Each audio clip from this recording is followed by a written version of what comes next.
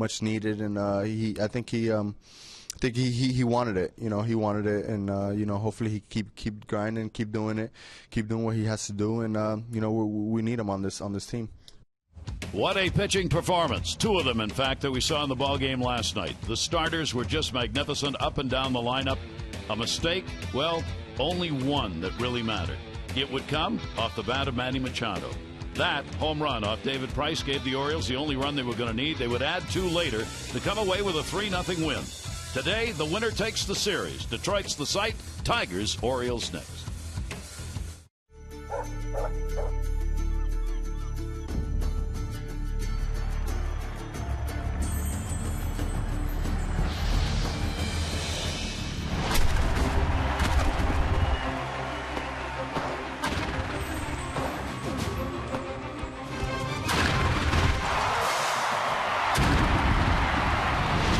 It's the Orioles on Masson and a day game and a summer day here in Detroit as the Orioles try and take a series win, having split those first two. And what a ball game it was yesterday for the Orioles, giving up just that one hit in the ball game, the 44th time in Orioles history where a pitching staff of the Orioles has given up one or fewer hits, and the fourth time the Orioles have done that against the Detroit Tigers. It was Chris Tillman's day, though. Has he pitched a better game ever? I don't think so. He controlled everything. The fastball command, he said after the ball game, was maybe the best that he has ever had. A leadoff single by Ian Kinsler in the first inning, and that would be it. He retired 23 in a row. An amazing performance. And ended up giving up that one hit to the first batter and nothing else after that.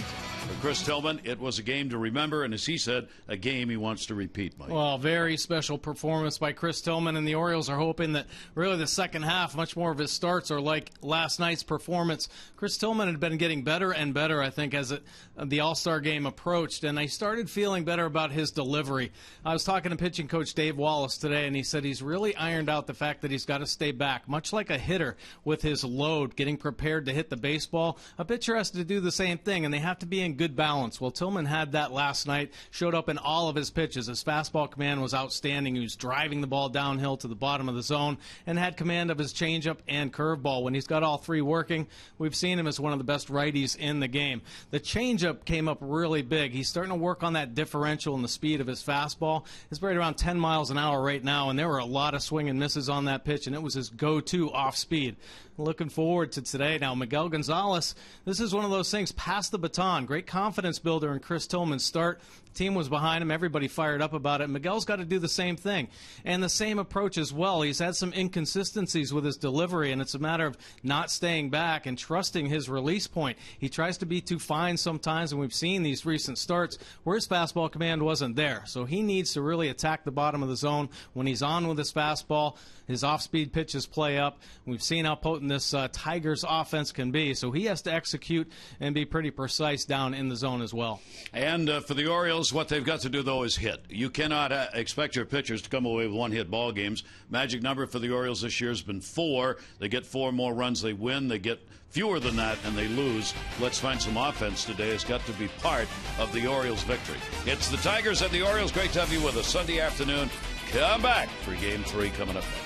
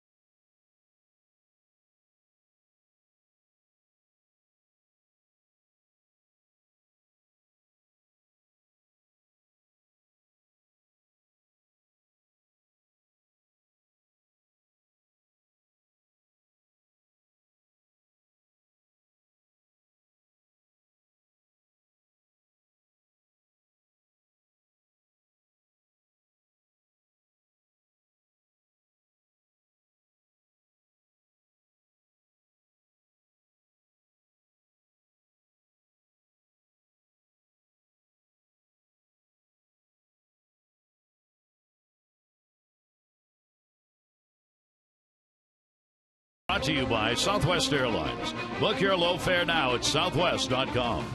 And by USAA, proudly serving the needs of the military community for over 90 years. Another big crowd piling in here at Comerica Park to see their Tigers. A lot of Oriole fans. Our BGE home. Game time temperature at 86 degrees. Humidity up there at 64. BGE Home is Baltimore's home team for heating, cooling, plumbing, and electrical. Why would you call anyone else? Take a look at the starting lineup for the Orioles, brought to you by Southwest. Book your low fare at southwest.com. It'll be Machado, Paredes, and Jones, Davis, Wieters, and Hardy, Snyder, Scope, and Parmalee. For Manny Machado this season, obviously great numbers overall. True still on the road. Yeah, let's take a look at Justin Verlander's pitch arsenal this season. 49% fastballs.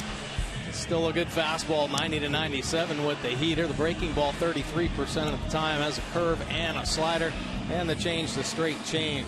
Only 5 starts this year. Still kind of bouncing back from tricep injury and some back problems. So only the 5 starts, 0-2 record, 5.34 earned run average. Looking to bring that down a little bit. He is a fly ball pitcher, 60% of his outs in the air. He's given up 6 home runs already in those 5 starts. Opponents up to 265, lefties 271, the righties at 259 against the veteran righty. So Verlander comes in with a 9-2 mark. Lifetime against the Orioles. Last year he went 1-1. Had 2 starts against the Orioles last season. Career ERA against the Orioles 3.43. And interesting, Buck Showalter was talking about it before the game. Big differential sometimes for pitchers in the day-night department. And it's because a lot of pitchers are tougher to pick up when you have the bright sunny skies on a day like today. For Justin Verlander, there you see the numbers he's had. 92 and 66 in night games, 60 and 25 in the day games. And note the ERA. That's a pretty substantial drop from night to day games. It sure is. Of course, the fastball will play up in the bright sunny days. He has a big curveball as well. A dominant power pitcher throughout most of his career. So loves pitching in the day. A lot of hitters have a hard time in the afternoon sunlight, and it might be part of just the routine being disturbed a little bit as well. Wind blowing out to center field to start the ball game today. There are a few clouds, high clouds. And it'll be tough on balls put up in the air today, as there's going to be enough sunshine to create some problems. Verlander's ready to go. Machado stands in. Sunday day game's underway. Manny fouls it back, continuing his magnificent year here in Detroit. Yeah, 20th home run last night off David Price. A little breaking ball. Stayed about belt high, and he got the bat head to it. A bomb here at Comerica Park. He is now 7th in home runs in the American League for Manny Machado. He's had a real good series, 3 for 6 with the RBI in the series, coming off the home run. The series has been about pitching, with the 3-0 shutout the Oriole pitchers put together, holding Detroit to just 1 hit. The job by Tillman, and the final 3 out, Zach Britton to get a save. Fouled off outside the third, opened this one up with the Tigers getting a 7-3 win. So the Orioles are trying to get a series win. They have lost, the Orioles have, the last 4 series. And that obviously is something Buck Showalter is constantly talking about. The Orioles are 15-12-3 in series numbers. Verlander, a 1-ball, 2-strike count on Manny Machado. Manny will take it outside on a breaking ball. 2 balls, 2 strikes. I think the Orioles are going to try to ride Chris Tillman's performance for a little while. I mean, it really affected the whole team. Everybody up. Played great baseball game against a very tough opponent in David Price and the Tigers. We've talked about the Tigers offense being the best in the American League in the month of July, and David Price, all-star pitcher again this year. So it was going to be a tough matchup, but they rose to the occasion. They're hoping to ride that wave of momentum. He'll take the pitch inside, and the count will go to 3-2. In the starts this year, 5 of them, 11 walks in 30 innings, 18 strikeouts. He has given up a hit per inning, 31 hits in 30 innings worked, but Verlander has done that throughout his career. His career numbers generally more hits than innings pitched, but he finds the big outs.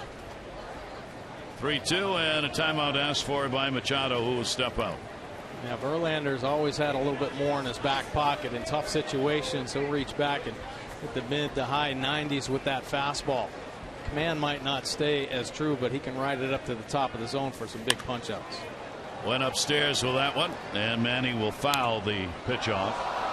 Machado with the home run in the ball game last night was the first he has had in his career against the Detroit Tigers, and it comes at a ballpark where he's had great offensive success. He's got a .300 batting average here at Comerica Ballpark.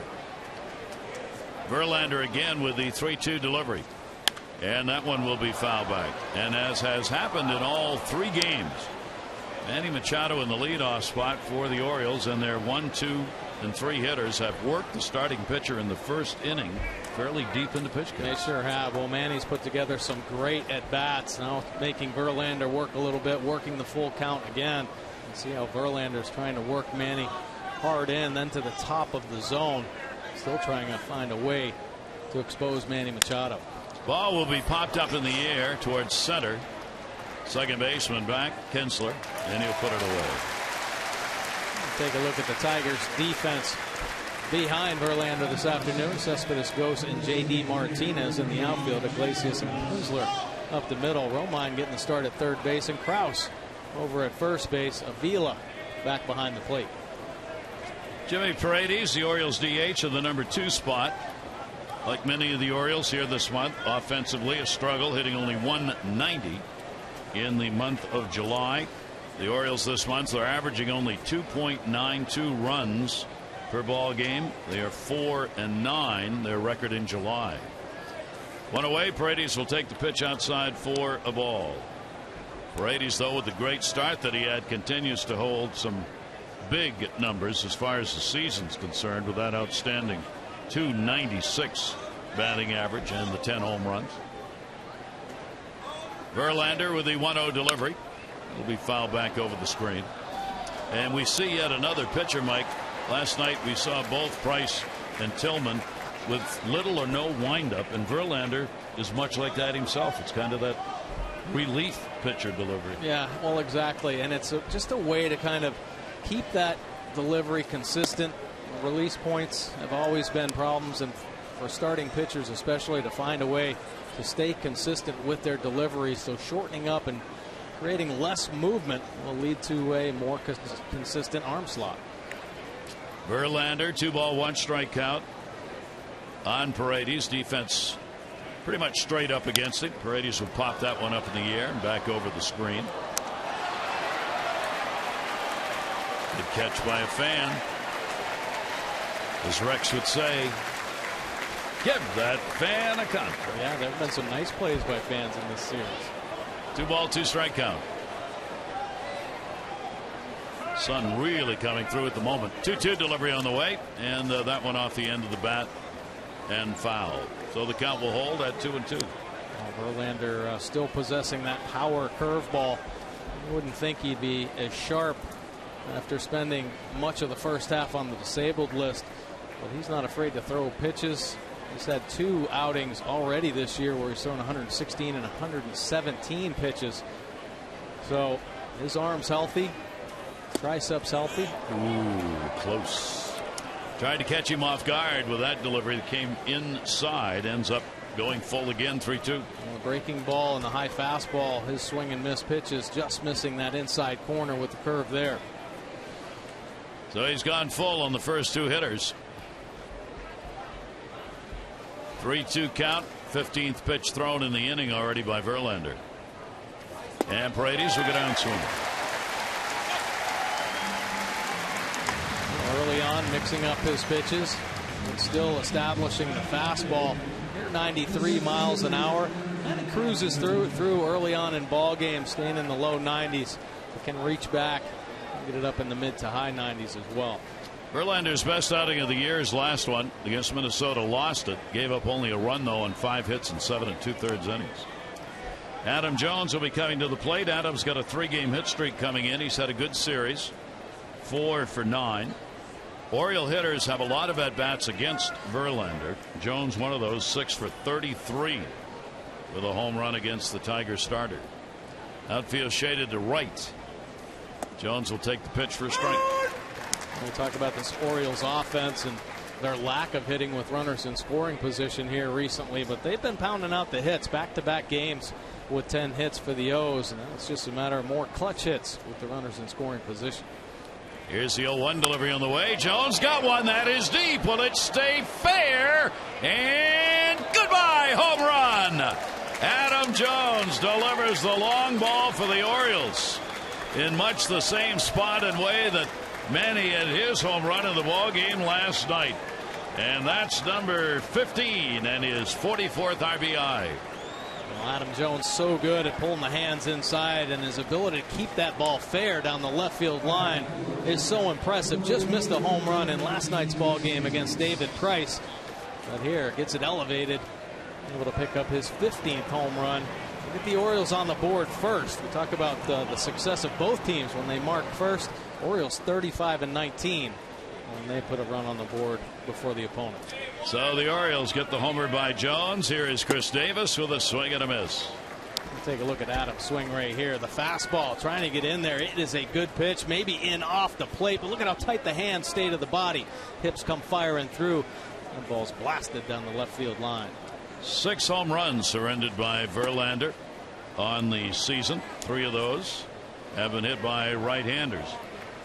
And the Orioles, with 2 down, get a big RBI for Jones. That is his 2nd career home run against Justin Verlander. Chris Davis, 1-1 delivery to him, and that'll be inside. Chris with a 2 for 9 in this series. Still recovering from that stomach flu, that virus that cost him some weight and some time getting BP in his normal work in. Just not able to do it, but today feeling pretty good. 2-1 delivery on the way. Davis will take that one up high, and Verlander with a 3-ball 1 strikeout. Look at Adam Jones's hit speed, 94 miles an hour off the bat. Maybe caught it down on the label, but still enough power. Hit it deep into the stands. Adams got 7 lifetime home runs against Detroit, and 4 of them have been hit here. Strike on the outside corner. Count will go to 3-2. Manny Gonzalez has the plate. Paul Scribner's at first. Field and Calbreth, the crew chiefs at second base. Chris Sagal down at third. History on Gonzalez, home plate umpire. If there's any little difference in the strike zone, generally favors the pitchers. 3-2 delivery, and Verlander will get him. 2 strikeouts, but the Orioles get the lead. A run on the hit. No errors, nobody left. Adam Jones delivering the long ball against Justin Verlander, and the Orioles, who have used the home run to account for a ton of runs this year, get a 1-0 lead.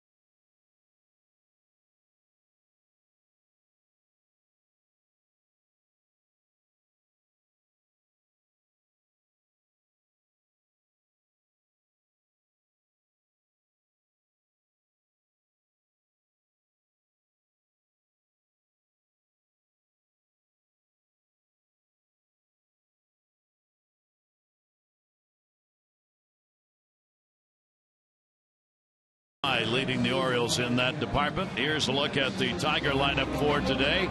Kinsler, Ghost, and Cespedes. The Martinez, Victor, and J.D. Avila, Kraus back from paternity leave. Iglesias and Romine starts at third. 7-game hit streak for their second baseman.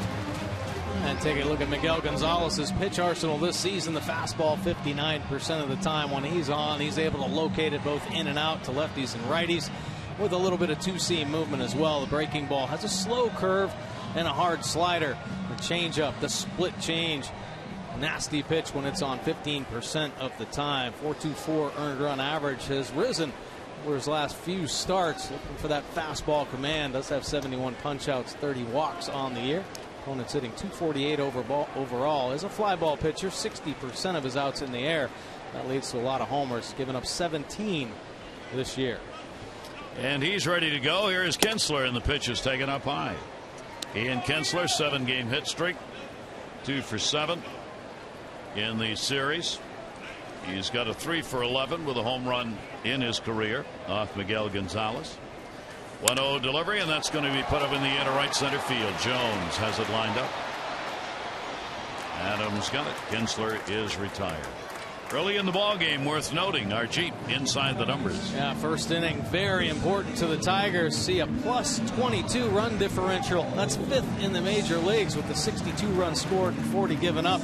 But innings 2 and on, minus 37. It's tied for 23rd in Major League Baseball. Scored 343 and given up 380. See Gonzalez at the bottom of this graph. He's given up a 370 batting average in the first inning. So he knows this first inning very important. Try to slow these Tigers down. Jonathan Scope off the bat of Anthony Gose, and 3 pitches and 2 outs. Good start for Miguel. Take a look at the Orioles defense. Snyder, Jones, and Davis in the O's outfield. Hardy and Scope up the middle. Machado over at third, and Parmalee getting the start at first base. Matt Wieters behind the plate. For Gonzalez against the Tigers, he has not won a game. 0-2. 4 career starts. Very high ERA at 8.47 against Detroit. And here in this ballpark, he is 0-1 in the only start he's had here. 2 down. Here's Yoenis Cespedes. Cespedes an 0 for 13 coming into this ball game, including an 0 for 8 that he has taken in this series. He has always been a streak hitter and has been so again this season. He's put up really strong overall numbers, but they tend to come in bunches. 0-1 pitch on the way. Gonzalez will miss outside with it, and a 1-ball 1-strike count. So we know Miguel Gonzalez has had some recent struggles, but he might have a great opportunity to learn from the last 2 outings of Jimenez and Chris Tillman. Ways to slow this Tigers offense down a little bit. 1-1 delivery down to third. Manny Machado on the worm eater. He'll make the play over, and he's got him, and that'll do it. So a very strong start. Gonzalez gets the 1-2-3 inning after 1. The Orioles up on the Jones home run.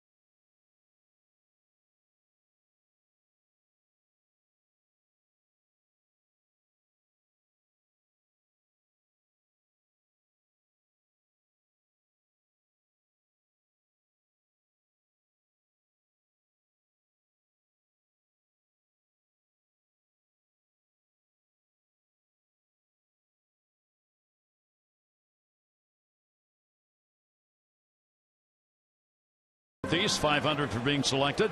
500 for every Orioles home run hit today, and you've already got one, Charles.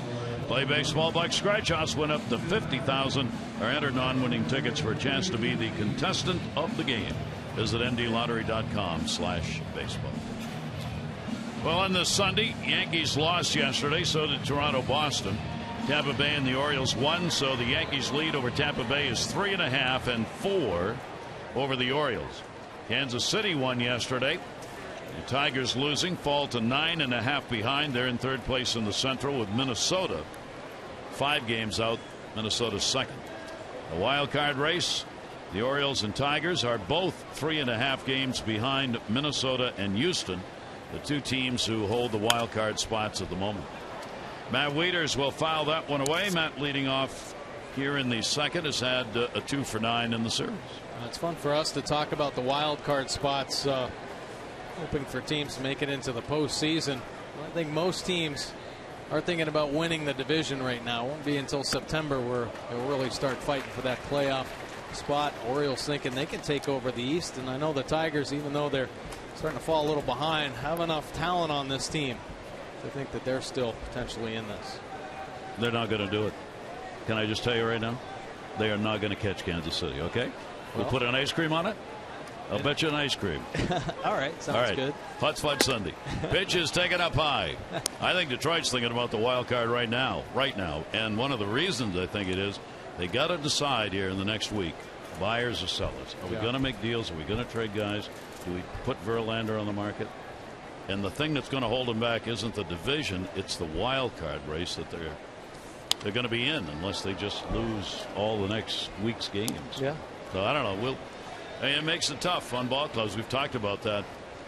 And again, the trading deadline, of course, is only a deadline where you don't have to put players through waivers. You can trade forever, but you got to put players through waivers starting August 1st.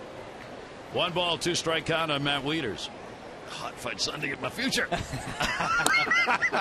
and that is fouled off. For all these years of baseball, I should know better than that.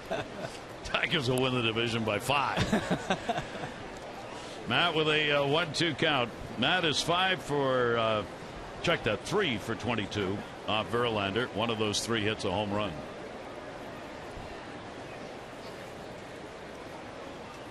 Outfield again shaded to right. 1-2 delivery. Wieters will take it. Verlander thought he had a strike, didn't get the call.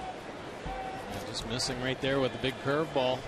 Nice take by Matt Wieters. Don't know if he may have been fooled there. Very close pitch. 2 ball, 2 strike count. And Wieters will slap that to short. Iglesias up.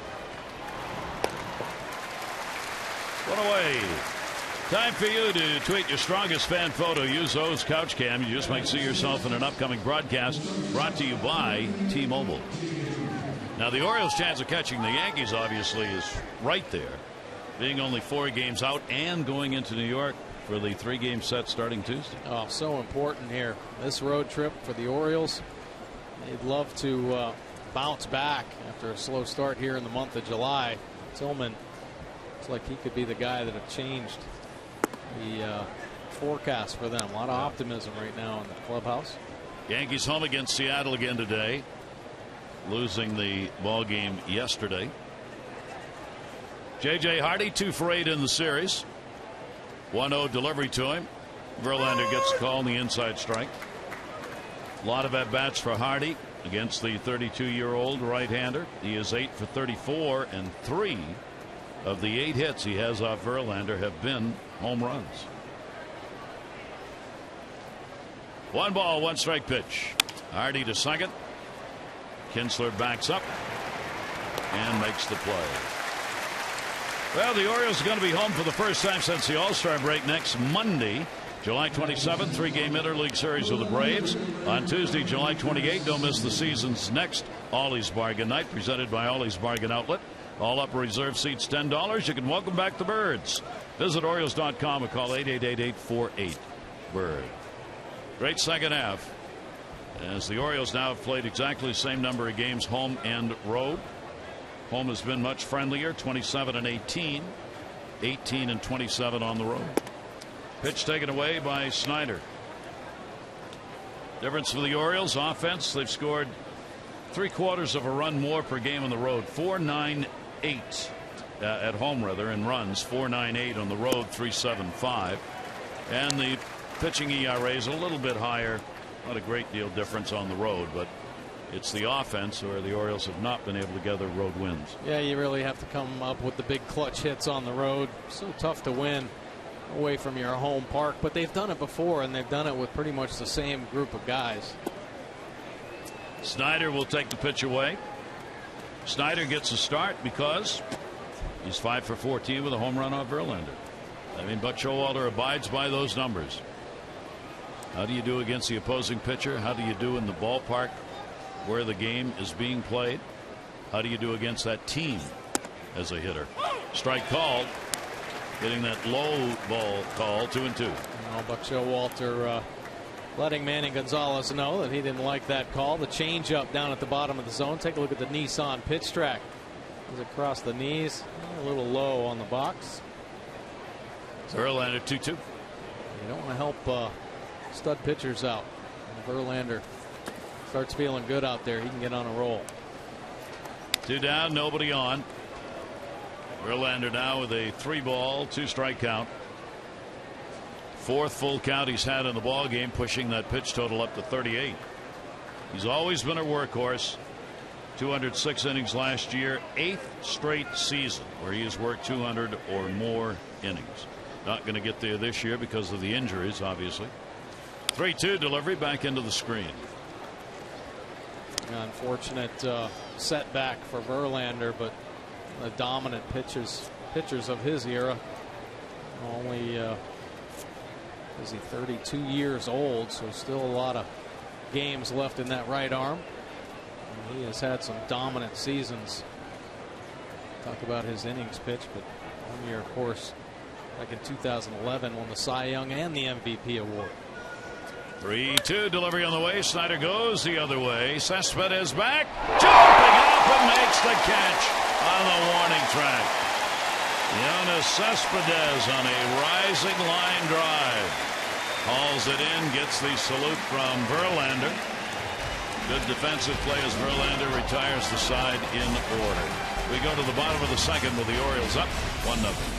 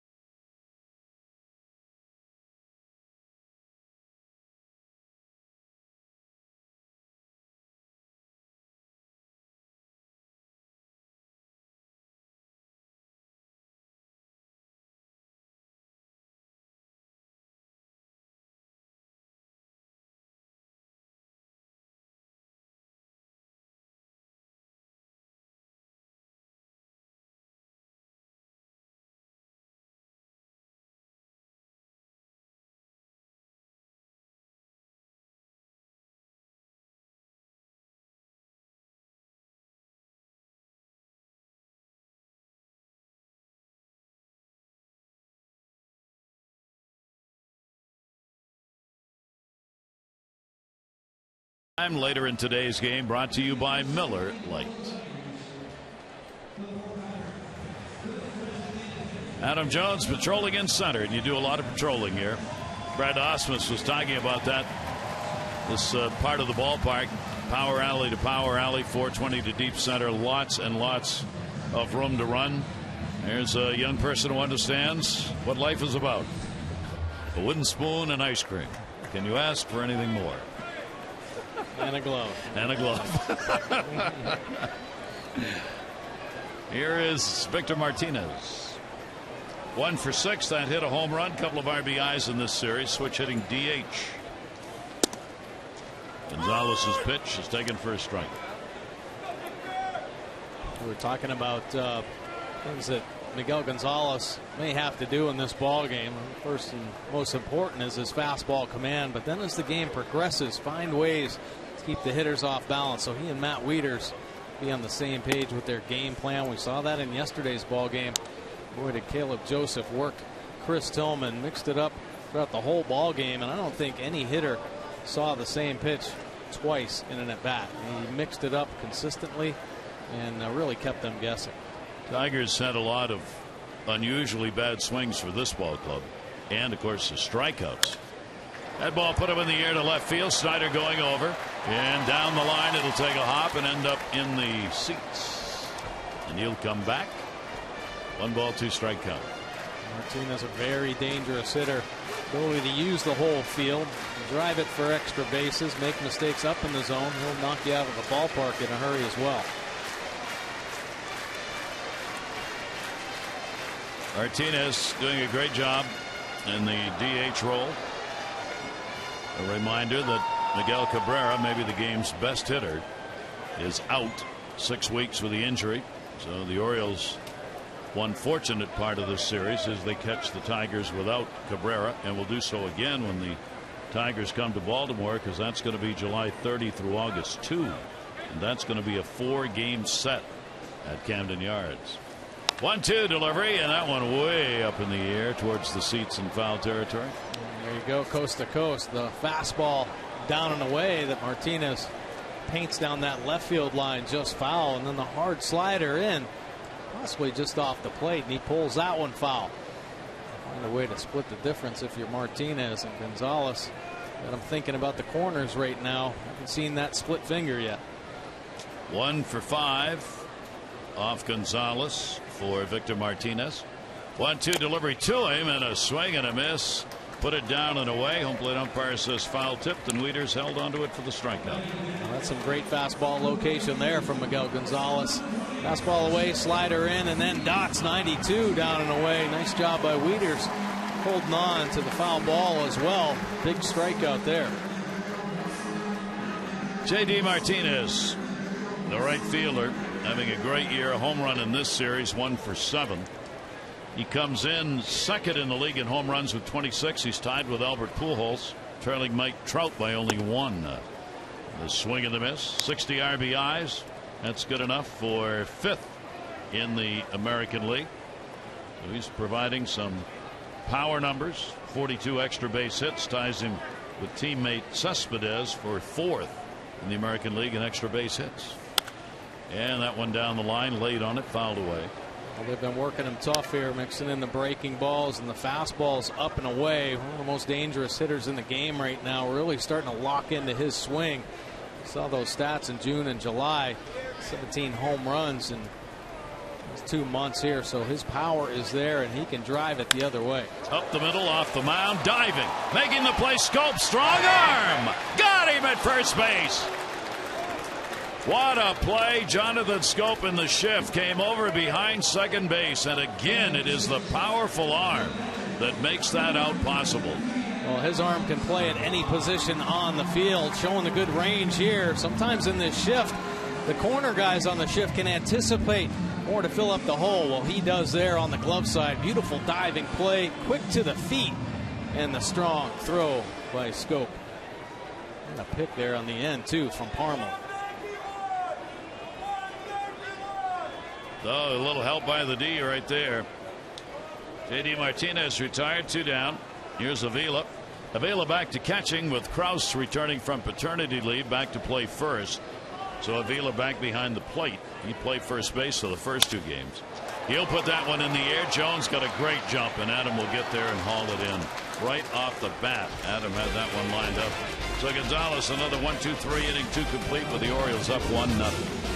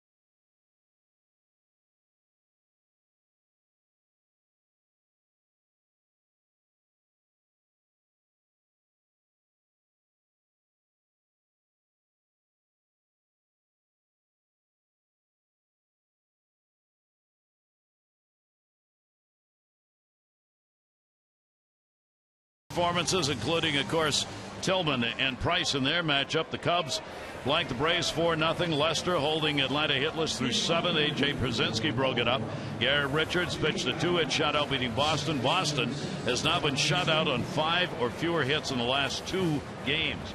And for Tyson Ross, San Diego, their right-hander, he has not allowed a home run in his last 20, none over his last 15, 3 over the last 20. And in the last 20 years, the only other pitchers not to surrender a home run, 15 consecutive starts, Clayton Kershaw in 2009 and Francisco Liriano in 2010. Pretty good pitching performances yesterday. Yeah, definitely. That Tyson Ross got a nasty slider working for the Padres. Look at Jonathan Scope, Bobby Dickerson in his ERA now. I'm certain that he gave him some positive information after that incredible defensive play, but probably talking about positioning a little bit. And a big swing and a miss. Jonathan Scope. Scope 4 for 8 in this series, and he's got a 4-game hit streak. He's not had a hit off Verlander in the 6 times that he has faced him. Justin Verlander, the 0-1, and he'll miss outside with it. Well, some of the Orioles not hitting in July, not true for Scope. He's upped his average to 300 now with a home run in the games played here in July, 13 of them. 1-1 delivery on the way. One after one up was up, and he fouls it back behind the screen. Well, Jonathan's been playing some great baseball since coming off of the disabled list. I mentioned his hitting.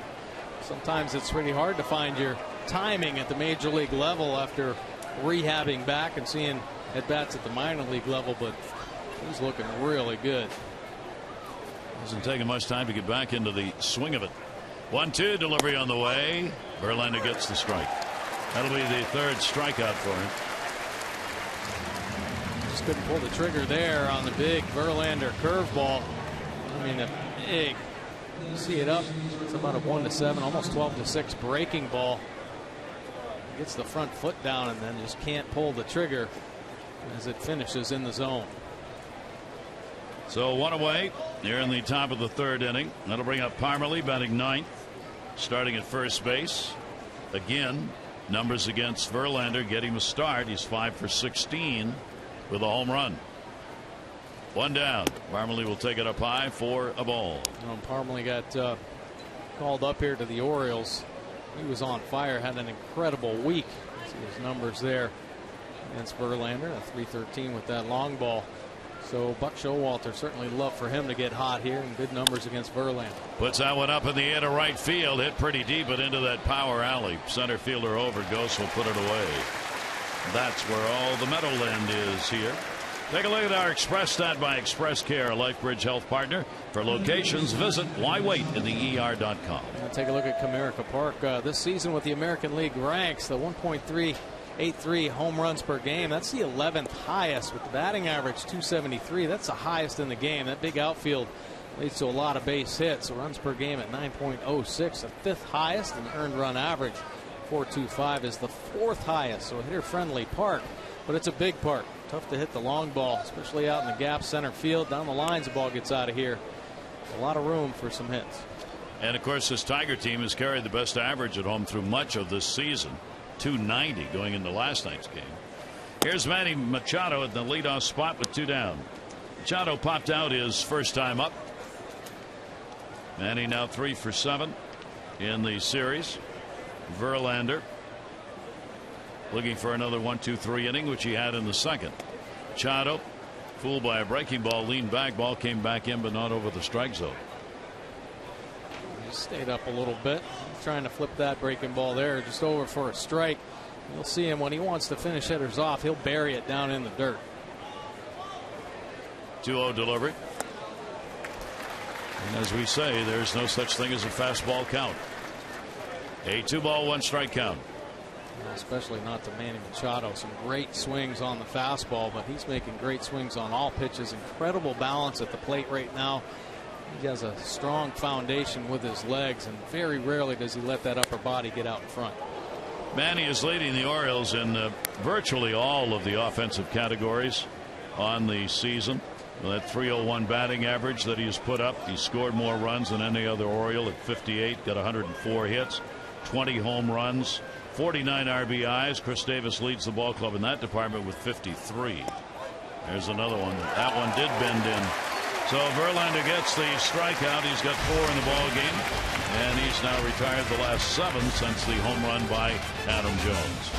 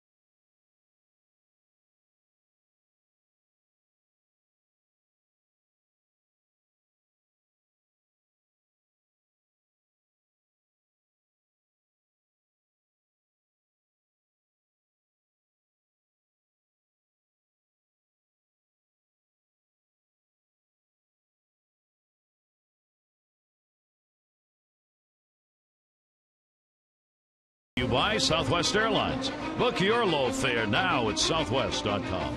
And by your local BMW centers. Gary Thorne and Mike Wardick with you here as the Orioles have a day off tomorrow. Then they head to New York. That 3-game set. Wei and Chen, Nathan Eovaldi will open it up on Tuesday. Kevin Gausman, Ivan Nova. Game 2, Ubaldo Jimenez, Masahiro Tanaka in Game 3. The Tuesday, Wednesday nights, and Thursday afternoon. Here we go to the bottom of the 3rd inning. Orioles up 1-0. Kraus, Iglesias, and Romine, bottom 3rd of the order against Miguel Gonzalez. Kraus returning, wanting one for the new baby here as he stands back in. Couple of days off on paternity leave. He was acquired from the Tampa Bays off waivers. Debuted with the Tigers on the 7th of July, taking the place of Miguel Cabrera. 0-2 count. Nice job getting ahead here from Miguel. Find a way to finish him off, even at the pitches. 0-2 delivery. Kraus will take it inside. Kraus returns with an 0 for 11 in the last few games played for the Tigers.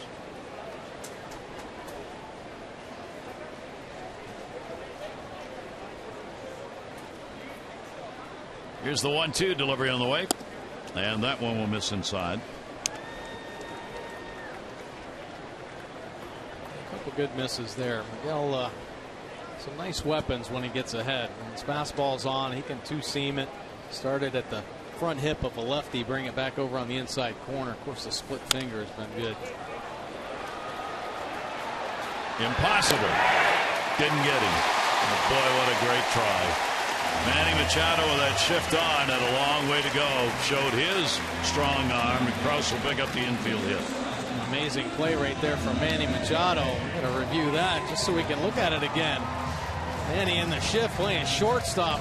Very rarely do you see a shortstop make that barehanded play, but he had the range to get it. And the strong throw. Whew, that close. Incredible play from Manny Machado. Another one of those where generally there would be no play, even if fielded there would be no throw. Yeah, a lot of players would eat that ball. But Showalter had his people take a look at it, tells home plate umpire, nope, let's keep on going. Well, a lot of hitters would feel good about that being an infield hit.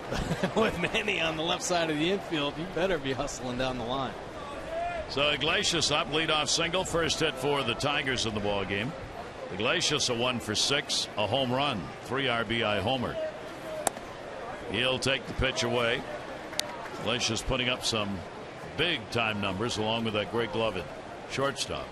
310, couple of home runs. He's the 3rd most difficult batter to strike out in the American League coming into today's play. 1-0 count. Infield looking for the ground ball for 2. Unfortunate for Miguel Gonzalez after getting ahead on Krause, and Krause able to get some of the bat on that inside fastball for the jam shot base hit on the shifted infield. That breaks a streak of 32 consecutive batters retired by Tillman and Gonzalez, and Zach Britton as well. 1-0 delivery on the way to him, and an inside corner strike. Boy, that's a lot of outs against any team, much less a ball club like the Tigers. Boy, it sure is. I mean, you run into a hot offensive team and you just have to keep your fingers crossed. Well, Tillman shut him down like no other. I mean, it was a dominant performance. There you see that line, 8 innings, just the 1 hit, 1 walk, 8 punch outs for Tillman. 1 ball, 1 strike count. Iglesias waiting, bounces. Wieters fine play down to get Krause, and he did. What a great pickoff play, Matt Wieters. Krause saw that bouncing ball and was thinking about going to second, and he got too far off the bag, and Wieters nails him. A big reason why Matt Wieters won a couple Gold Gloves in his career. His ability to pick the ball and throw, much like an infielder. We've seen Manny Machado make this play. J.J. Hardy, the quick pick and throw right on the money. Nice job by Parmalee to get in a good position to receive that ball. The glove down on the outside corner of the base. Huge out there. And Brad Osmus, I think, is going to challenge this. Manager's challenge coming here in the call at first base. So Field and Culbreth, the crew chief, will come in from second, and the umpire involved in the call, Paul Scribner at first base, will get on the line with New York, and we'll see whether the out call holds. A lot of times, if there is a question, the base runner involved will put up an argument and stay on the base, but Krause already back in the Tigers dugout. Take a look at this tag. A little surprised that Wieters came up with that clean, so he slides into the back corner, and Parmalee swiping the glove and then holds it. Appears that Krause's right hand goes right into the glove. Even though he tried to delay, the glove is on there. Beautiful play by Parmalee. So we'll see what New York does with this big call, obviously. Take that runner off. In this day and age, most players have to come to understand, if it's a close play, don't move. Right. Don't make an indication that you think the call that went against you was right. This one, though, was right. So the out at first base takes Krause out of there. The leadoff man who got on is gone, and didn't take long to get it done. Yeah, great play by Parmalee. It's that anticipation, that awareness of what's happening around. A lot of players react to a pick by the catcher, but good sense is there. Parmalee to get back, and an unbelievable pick by Wieters. Iglesias now with a 2-1, goes down to first. Parmalee moving the wrong way on it. It'll be a base hit. Parmalee started to the bag and tried to recover and slipped. So it'll be a single for Iglesias. That comes with 1 away. Before the Orioles take on the Braves on Tuesday, July 28, 7:05, social media fans invited to the Birdland social media pregame party, Centerfield Roof. Tickets for the event, low as $30, include a game ticket, access to the pregame party, catered menu, drinks, and exclusive T-shirt. The event also includes a Q&A. Jim Palmer will be there. MassonSports.com's Rock Cabalga will be there. For tickets and details, Orioles.com, Birdland Social. 1 down, runner on at first. Romine up, and he will take the pitch inside for a ball. So that makes that pickoff play loom even larger here. Yeah, huge play. Romine getting the start at third base, only the 6th start that he has had at third this season. Against the Orioles, only 1 at bat in the series, 0 for 1. And Romine nubs that one down the line, foul. Miguel doing a good job with the fastball, getting it in on the lefties, pitching away as well. the way he's working right now. Haven't seen much of that split finger. Typically comes up big. Guess he didn't have the feel for it out in the bullpen, but it may show up as this game progresses. Maybe the second time through this lineup. 1 ball, 1 strike count. Not a big lead for Iglesias. And the pitch will miss down low. Against Gonzalez, only a couple of stolen base attempts, 1 for 2. He too, like Tillman, real good at holding base runners on, so they do not get the big jump. Matt Wieters has thrown out 3 of 10 in the chances that he's had this year. 2-1 delivery, and that's going to come inside to him. So a 3 ball 1 strike count. Kinsler, leadoff batter, waiting on deck. Working hard in right now with the fastball on Romine. Obvious hole there, and something they're trying to attack. They need a strike, and it's got to be a quality strike here in the 3-1 count. First 3 ball count he's had in the ball game. 3-1 delivery on the way, and that is their first strike at a good pitch on the corner at the knees. Well, you like to see that. Orioles pitchers here recently have been able to dot that fastball down and away to both lefties and righties. That is a go-to pitch. Most pitchers, that's their target. They need a strike to hit that location. Tillman did it all night last night. Gonzalez a good start with it today. 3-2, runner goes. Ball will be fouled away. So Iglesias running on the 3-2 with 1 away. Trying to stay out of the double play situation if they can. He'll come back to first, and we'll do the 3-2 again. For Gonzalez on the road this year, he's 4-4, ERA of 4.5, about a half a run higher than his home ERA of 4.01. 3 ball 2 strike count. Temperature up to the 88-degree mark, already up a couple of degrees from when we started. 3-2. Here he goes again. He does. Pitch taken, ball 4. So there are 2 on with 1 away. And again, that pickoff at first even bigger. Sign up for the 6th annual Casey Cares 5K at Oriole Park, Saturday, August 1. All proceeds benefiting critically ill children and their families. Visit CaseyCares5K.org to register. So with the Orioles up 1-0, Ian Kinsler. Kinsler flied out first time up. Tigers have gone 2 for 6 in this series with runners in scoring position. Kinsler with Ghost waiting on deck, 1 away. Infield double play depth shifted, playing him to pull. He'll take the first pitch for a ball. For Ian Kinsler on the year, .339 with runners in scoring position, one of the better Tiger numbers in these situations. They are 5th overall in the league. 1-0 count.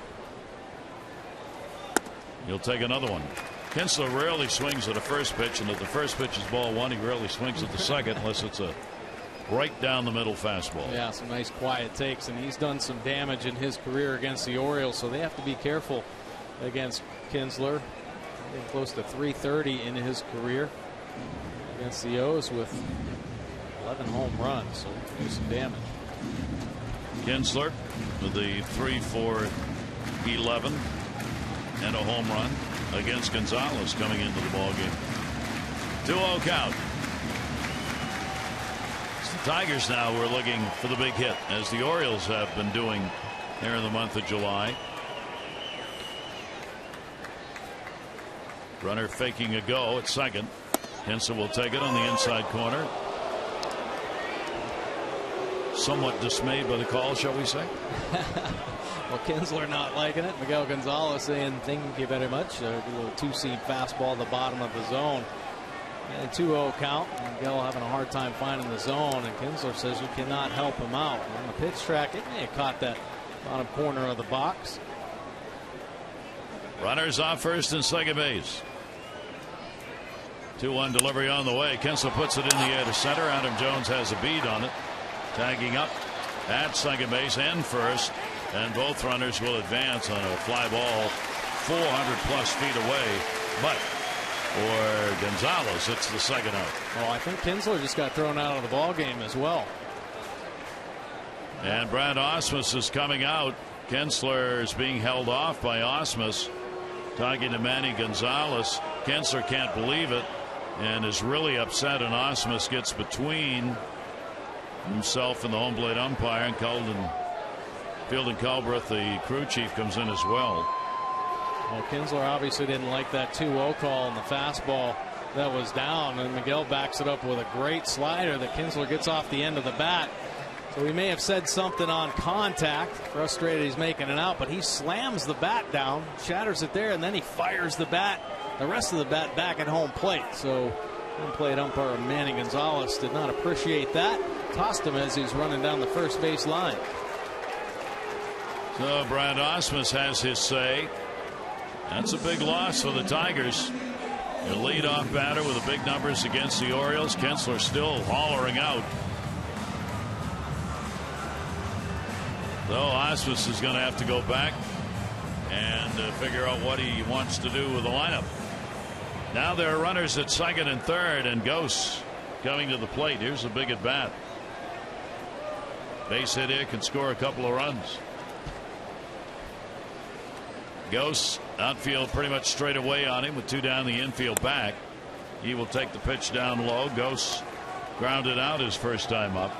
He had his hit streak ended in the ball game last night. He had an 11-game hit streak, a career high. Ended up with an 0 for 2 in the ball game last evening. 1-0 delivery on the way, and Ghost with a big cut.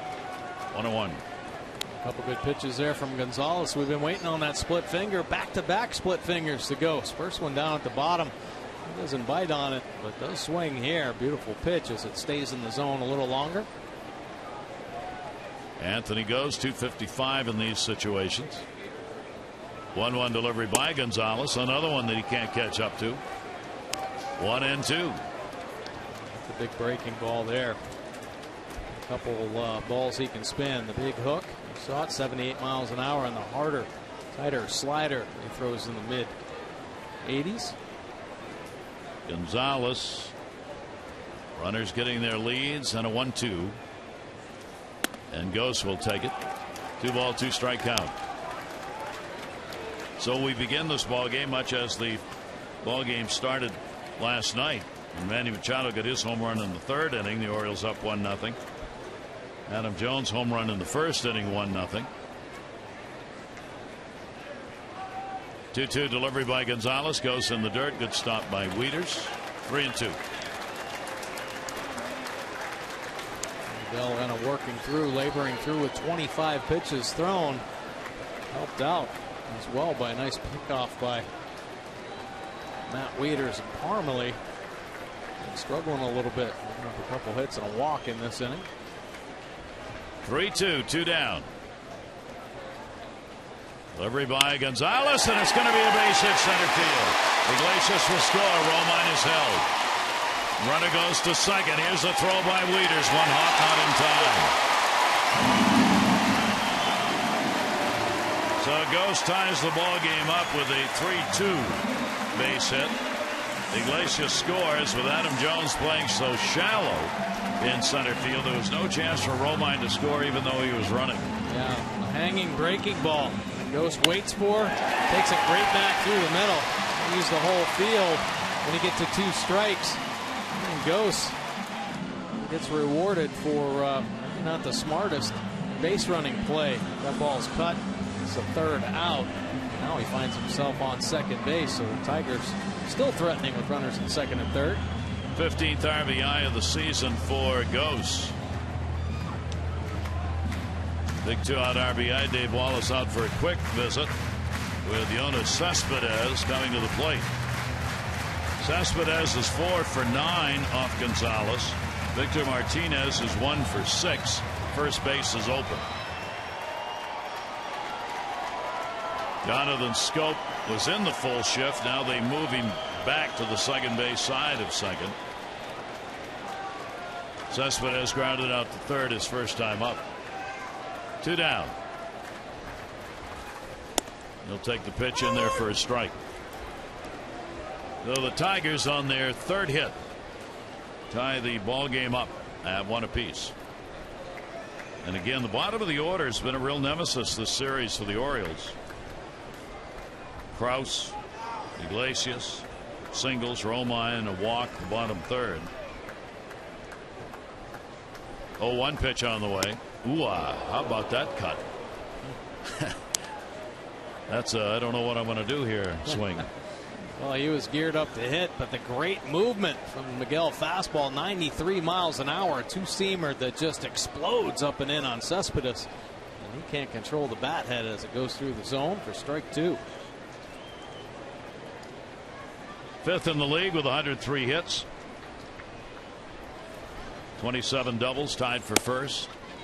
Fastball up and away. And a 1-ball, 2-strike count. Lead runner now, Romine on at third base, goes to single, goes to second on the throw.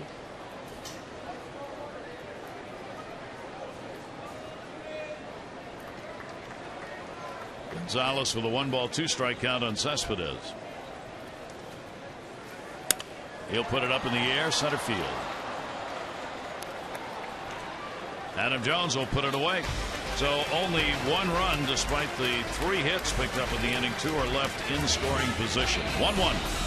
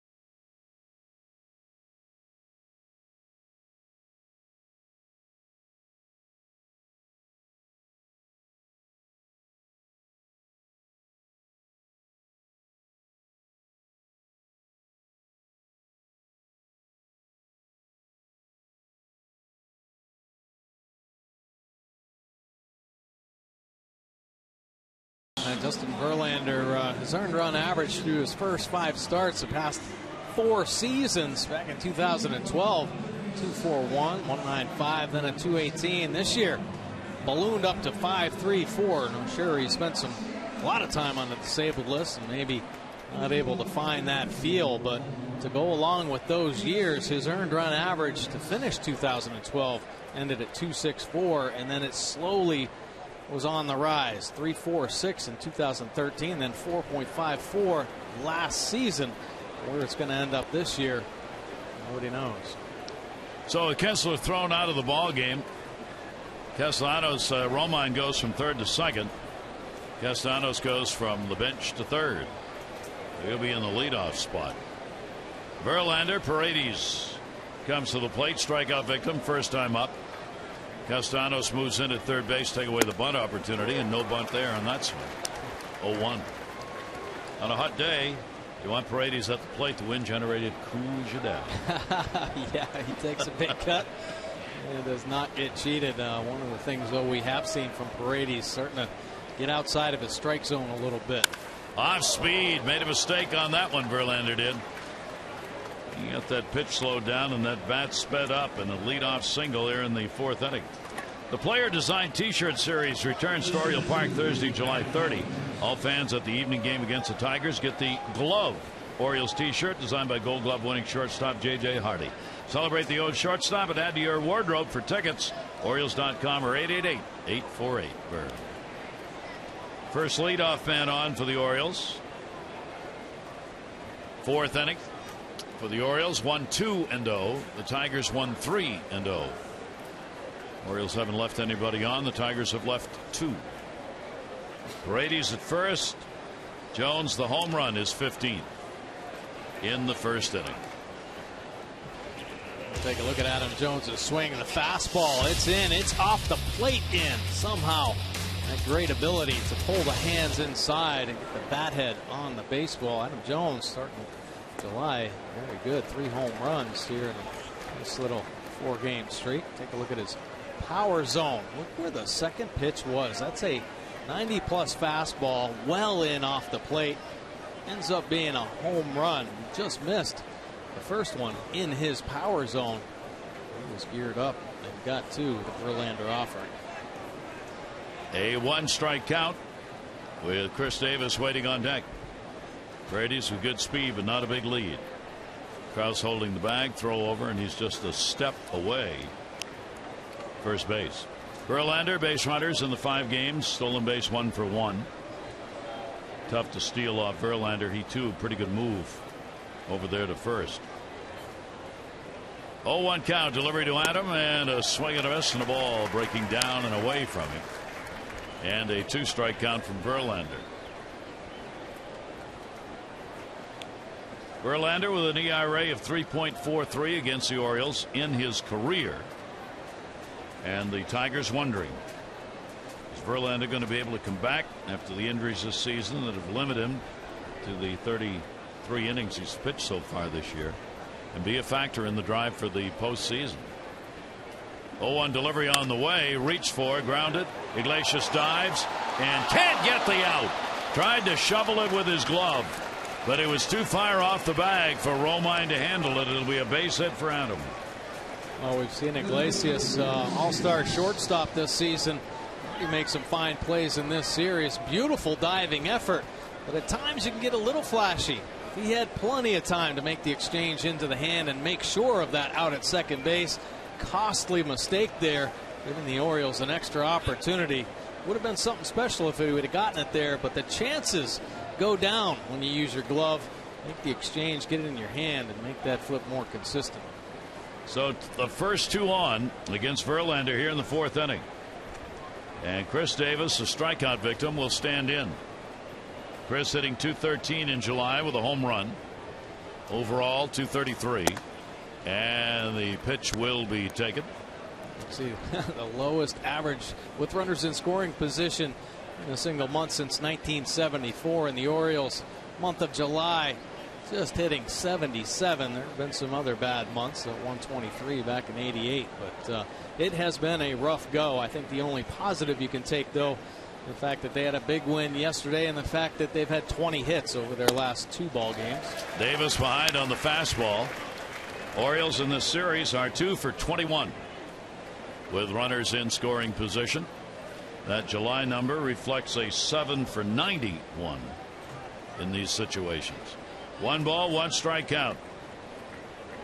Chris trying to pick up a base hit here, deliver an RBI, goes in center, shallow against everybody, even Davis. Backs up a couple of steps, but not deep. He and Adam Jones both play that center field up close, counting on their speed to chase balls down in the outfield, and both have done that in this series. Yeah, a lot of times outfielders certainly feel much better about going back. On that one's probably going to land in. It does. Cespedes up will hold the runner at third. So Davis goes the other way, and the Orioles' first 3 hitters here in the 4th inning have all picked up singles. Some good hitting as well. Chris Davis has picked up 3 hits in this series to right field, and there just flips it out. Off-speed pitch down and away. He stays on it enough to pick up the single. 3 consecutive base hits. And the Orioles threatening with no outs here in the 4th. Boy, you got a chance for one of those big innings right here. It'll bring Matt Wieters to the plate. Sacks full, nobody out. Infield will play back to go for 2. Wieters is going to get his first chance with the bases loaded this year. In at third base. Castellanos would go to the plate on a ground ball, and the pitch is there for a strike. Matt grounded out his first time up. Verlander really mixing his pitches up. Consistent mix between his fastball, his breaking balls, and changeup, trying to keep the Orioles offense off balance. And he's at the stage where he's got to mix up his pitches a little bit more frequently as well. Leaders will take it away. Set up outside that time was Avila. And a 1-ball, 1-strike count. 61 pitches thrown by Verlander so far in the ballgame. And as we said throughout this series, trying to get to the middle of that bullpen of the Tigers is the key. It's where you can score some runs, where teams have done that this year. 1-1. Leaders in the air, left field, line drive, runner tag, Cespedes throws, holds the runner, hits a cutoff man, throw! Not in time as Paredes gets back to the bag. Arguing, Castellanos arguing he came off the bag and he held the tag on him. Umpire said no. Weeders getting the breaking ball, just not quite deep enough. Castellanos the quick snap throw, but Iglesias doesn't put the tag back down. Paredes had already gone back and re-tagged, hoping to score on the sac fly, but respecting Cespedes' arm, he gets it back into the infield very quickly. So now 1 away. Bases remain loaded. The infield will set at double play depth as J.J. Hardy stands in. Only 1 out. Verlander trying to work his way through a very tough spot here in the 4th inning. Hardy will take the pitch away for a ball. J.J. this season 1 for 3 with the sacks full, a base hit.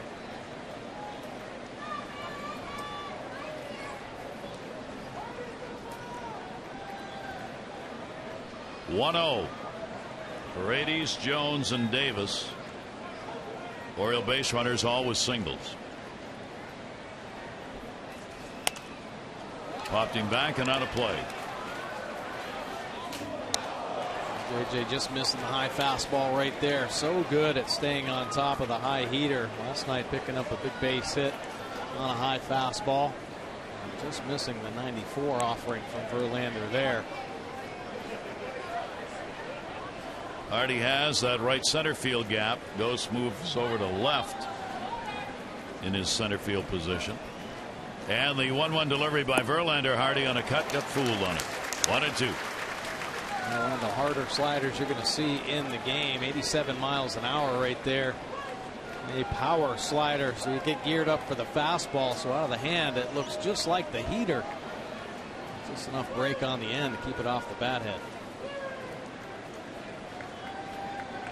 Verlander, the K or ground ball, what he's after right here. 1-2 delivery on the way to Hardy outside. Avila moves out to block it. 2-ball, 2-strike count.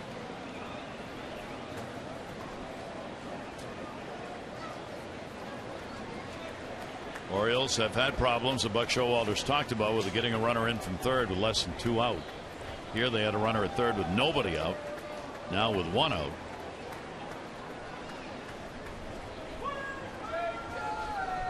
And the 2-2 delivery to Hardy. Paul Schreiber says no, held up. Goes back out there more of like the cutter, the hard cutter. This one 89 miles an hour, and JJ's body certainly gets out there in front of home plate, but he's able to keep the bat head back. This call, JJ's at bat goes on. Well, if there's ever a fastball count, this has got to be it, isn't it? Bases loaded, 3-2. No guarantee. See what Verlander does with it. Full count delivery on the way. That's going to be a base hit down the line. And it's going to go all the way to the wall. Paredes scores. Jones will score. Chris Davis being waved home. Here's the relay throw to the plate. Got a chance. Davis is out. Beautiful relay throw from Romine, the second baseman. But J.J. Hardy delivers a double. He'll end up at third base on the throw. The Orioles get 2 runs in and a 3-1 lead. A great piece of hitting by J.J. Hardy. And these hits we haven't seen too often of. Caleb Joseph came up with a big knock last night, but here the fastball away. We talk about JJ's ability to stay on top of the baseball and drives it down the right field line. But take a look at this relay, very clean. He gets into the glove from Romine. Strong throw into Avila and bringing that glove back just in time to get Davis. Nice aggressive send over there by Bobby Dickerson, but the Tigers able to shut down that third run. So 24 RBIs for Hardy. Orioles lead at 3-1, and a runner at third base. Snyder flied out. Cespedes made an outstanding catch on him deep in his first at bat. Orioles now 3 runs on 5 hits. They come up with that big hit off the bat of J.J. Hardy with the bases loaded. 1-0 delivery on the way. That'll miss outside from Verlander, and the count goes to 2-0. So in the midst of all that, cut off the beautiful piece of hitting by J.J. Hardy, who was at second base, but when he saw the relay throw in the plate to plate, he hustled on into third base. So a nice job there. Takes away that ball, potential ball in the dirt from Verlander. 2-0 count on Snyder. And pitching away. Count goes to 3-0. Snyder's 5 for 15 of Verlander's. Jonathan Scopes 0 for 7. Base open. He hasn't even been close on these pitches. 3-0 delivery on the way, and he isn't there either. So he walks him on 4 straight, and it looked like a pitcher round right there. It did. Hoping that Snyder might expand the zone, but showing a good patience there. Take his chances against the right-handed hitter Scope. One of the Oriole Hunter bats. He was called out on strikes his first time up. So Jonathan will stand in first and third with 2 down. See if he can get another base hit. Bring in at least 1 more run. 3 for 10 with runners in scoring position for Jonathan.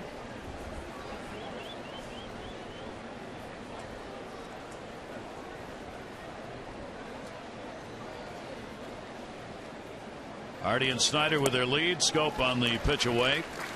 0-1.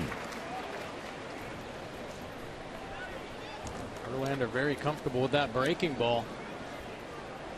He's throwing that more than his fastball, it seems, in this ball game. There to get ahead.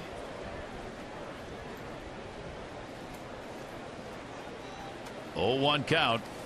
Scope puts it up in the air, down the line, and goodbye home run. So much for pitching around to get to Jonathan Scope.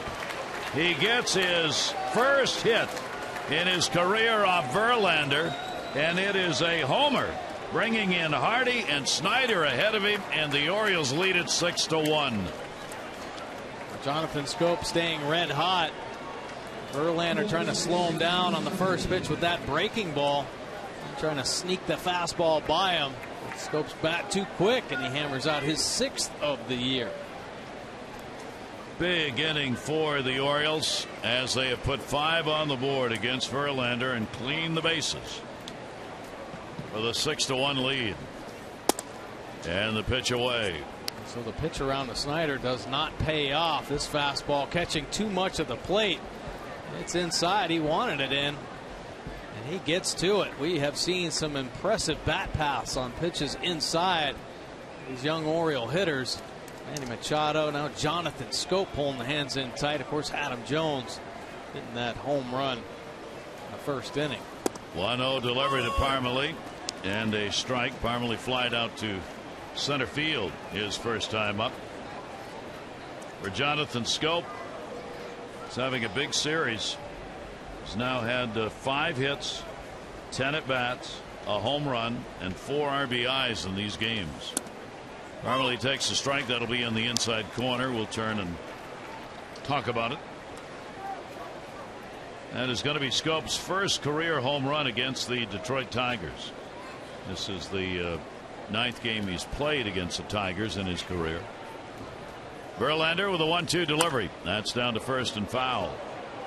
So Verlander gets touched up here in the 4th inning as he has surrendered so far in the ball game 6 runs. He had given up in previous starts, a game where he gave up 7 against Toronto. He gave up 6 against the Yankees. Coming off that 1-run game against Minnesota, the Orioles though have pounded him out here. Up high, 2-2. Jonathan Scope has been very impressive. He hasn't even played 20 games for the Orioles this year. Already 6 home runs. Yeah. Unbelievable. Well, he has a power bat, but not quite that kind of power. We'll see how that works out. Timeout asked for by Parmalee. 2 balls, 2 strikes. A 6-1 lead. 6 runs on 6 hits for the Orioles. 2-2 delivery on the way, and that's going to get down the line. That's a fair ball. It'll roll into the corner. J.D. Martinez waiting for it to roll around the wall, making the turn. Parmalee, he'll stay as the throw comes into the cutoff man. So Parmalee delivers the double. The crowd mumbling, and Verlander finding the outs mighty hard to come by. And that will bring a visit to the mound by Jeff Jones. Parmalee, beautiful swing right there, and Verlander getting roughed up here in this inning. Orioles tagging him for 6 hits, 5 runs. With Parmalee's swing here on the big breaking ball, you got to stay back, you got to wait for the ball, let it travel, and then trust the hands. And Parmalee does right there. Good for him that that ball stays fair. Been having some struggles here recently with the bat. Might break him out. Buck Showalter once again proving to push the right buttons when we talk about successes hitters have. Talked about Parmalee, 5 for 16, now 5 for 18. See Alex Wilson up in the Tigers bullpen already. With a base hit, the double by Parmalee gets out of an 0 for 11 that he had been in. He puts himself in scoring position, and the 9th Oriole to bat here in the 4th inning will be Manny Machado. He has popped out but called out on strikes. 3 for 8 in the series. And the pitch taken away for a ball. Where the bat's coming alive for the Orioles. Talked about the offense needing to score runs, averaging under 3 per game in July. They've doubled that so far. We're only in the 4th inning. Off speed delivery, swung on and missed. 1-1 to Manny. Slider very good there. Take a look at the number of pitches he has thrown. 31 pitches in this inning. And he's made some good ones, and the Orioles have made some better swings. Tough pitches that they're able to get the bat head to. And Verlander will miss on that one. 2 ball, 1 strike count. Where the Tigers had so hoped in this ball game Justin Verlander would come out and match or come close to that last outing he had, because it was so good against Minnesota. But the Orioles, other things to say. Here's the 2-1 delivery. That ball's going to be a base hit into left field. Playing deep, Cespedes, long charge. Here's the throw coming to the plate. Parmalee there, tag, didn't get him. Great slide to the inside to score the run. Parmalee off, of course, with 2 outs, and he beats the throw from Cespedes, and it is a 7-1 ball game. Manny Machado staying hot. Another great at bat, getting on the high fastball. But look at Parmalee's secondary out of second base. He doesn't stop. He creates a lot of distance with that secondary lead. Tight turn around third base. Bobby Dickerson recognizing that at third base as the coach. Not going to see many third base coaches send the runner from second base on a bullet to left field. But he knows the speed of Parmalee, saw that secondary lead, and Parmalee with a nice slide in at home, seeing where Avila takes the ball. Nice play there by the O's and Parmalee. Manny Machado gets his 50th RBI, and Verlander is out.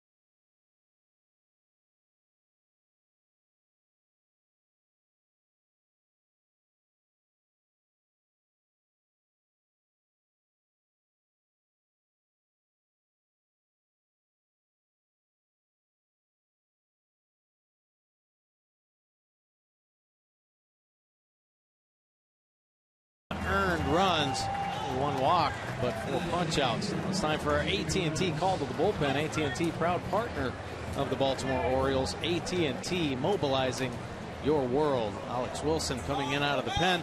Look at his pitch arsenal. Fastball 56% of the time, 91 to 95 with the heater.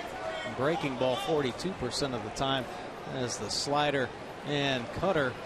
And he also has a change to go along with it. 209 earned run average for Alex Wilson this year. Brady started this out with a base hit. Here he is again. Goes after the first pitch, pops it up, second base. Romine drifting over towards the bag will put it away, and that will do it. But a big inning for the Orioles. They come away with a Machado RBI, Hardy 2 RBIs, Scope with a 3 RBI home run. And as a result, a 7-1 lead.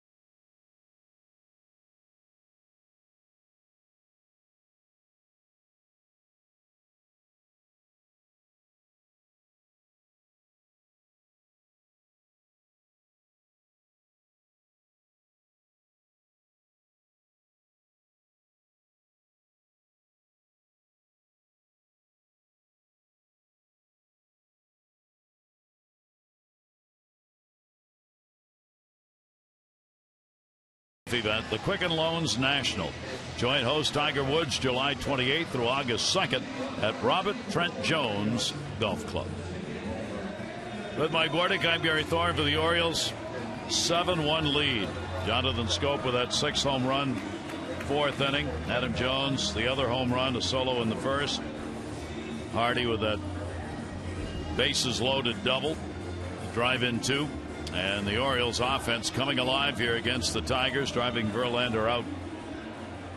So Gonzalez with some breathing room, going after his 8th win of the year and his first ever against the Tigers. Victor Martinez and J.D. Martinez and Avila coming up. Victor Martinez, strikeout victim, first time up, long time on the bench for Gonzalez. Not that he minded. And a strike taken.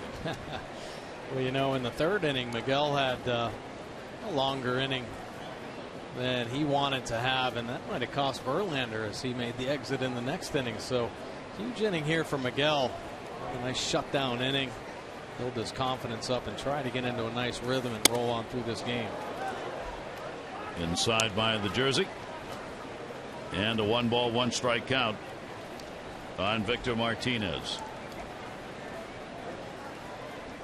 Orioles heading to New York for 3 big games against the Yankees. Day off tomorrow, and then Tuesday night, 7 o'clock goes extra, 7:30 for the ball game. And a foul ball that'll go off Matt Wieters, and a 1-ball, 2-strike count. And here it is, the 4th inning now. That last inning, he threw some split fingers. They weren't as good as we'd seen in the past. That right there was a split finger to Victor Martinez, and it was nasty. So hopefully that pitch for Miguel Gonzalez and the Orioles' sake starts to work for him here in the middle part of this ball game. 1-2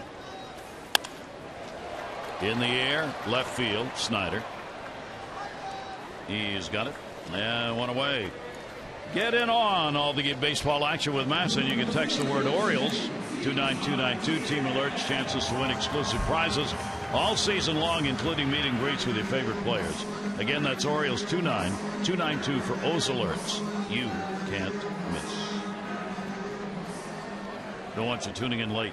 6:30 O's Extra, 7 o'clock for the ball game Tuesday in New York. And I don't want to be late either. Seattle's got a 1-0 lead early in the ball game over the Yankees at the stadium today. 0-1 count.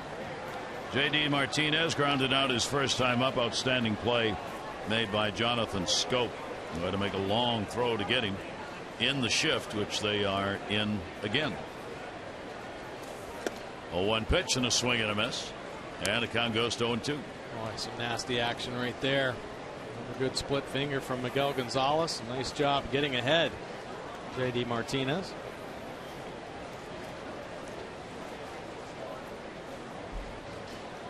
Right-handers 0-2, deliveries outside. Miguel coming in, having 1-2, lost 2, and a no decision in his last 5 starts. Coming off a loss against Washington, giving up 6 runs, 9 hits over 5 in that ball game. 1-2 pitch, skips all the way to the backstop. 2-ball, 2-strike count. Miguel's had some inconsistencies here recently. Spent a little bit of time on the disabled list after coming back. Good starts and bad starts. 2 out of his last 3 starts, he's given up 6 runs in each. So he needs to get back on the winning track and more aggressive in the zone. We talked about his mechanics. At times, Miguel possibly tries to be a little too fine with his mechanics. And talking with pitching coach Dave Wallace earlier today, both he and Tillman, most pitchers have to get back to that balance point, stay behind the baseball, and then once you get into that load position, trust what you've done your whole life, and that's throw the baseball. That's against the shift for a base hit. So a Scope moved over on the other side of the bag. Martinez found the empty spot. He's on with a single with 1 down here in the 4th inning. Tried to sneak the fastball by after mixing in some off-speed pitches, but Martinez making the adjustment, able to get to that one, slamming the base hit back through the middle. Tigers picking up the base hit with Avila coming up, flying out to center field. His first time to the plate. Tigers get their 4th hit of the ball game. And the shift will be put on the other way this time against Alex Avila. Pitch to him will be inside for a ball. See that shift. Manny Machado, a lot of responsibility on the left side of the infield. Has to be aware of the potential bunt. Of course, we saw that jam shot where he came in and barehanded Krause's ground ball. But J.J. Hardy up the middle, he's the pivot man for everybody on the infield. So he has to have some pretty good awareness out there as well. Called strike at the knees. Evens the count up at 1-1. Avila then Krause due up for the Tigers. Tigers with a loss last night, back to 500. Both the Orioles and Tigers 45 and 45. Tigers a game below 500 here at home. 1-1 delivery on the way, and that'll be bounced. Wieters will keep it in front of him. 2-1. Nice block right there from Matt Wieters. Already a couple nice plays in this game. The Orioles catcher. Huge pick and throw out earlier in the ball game. Nice block there.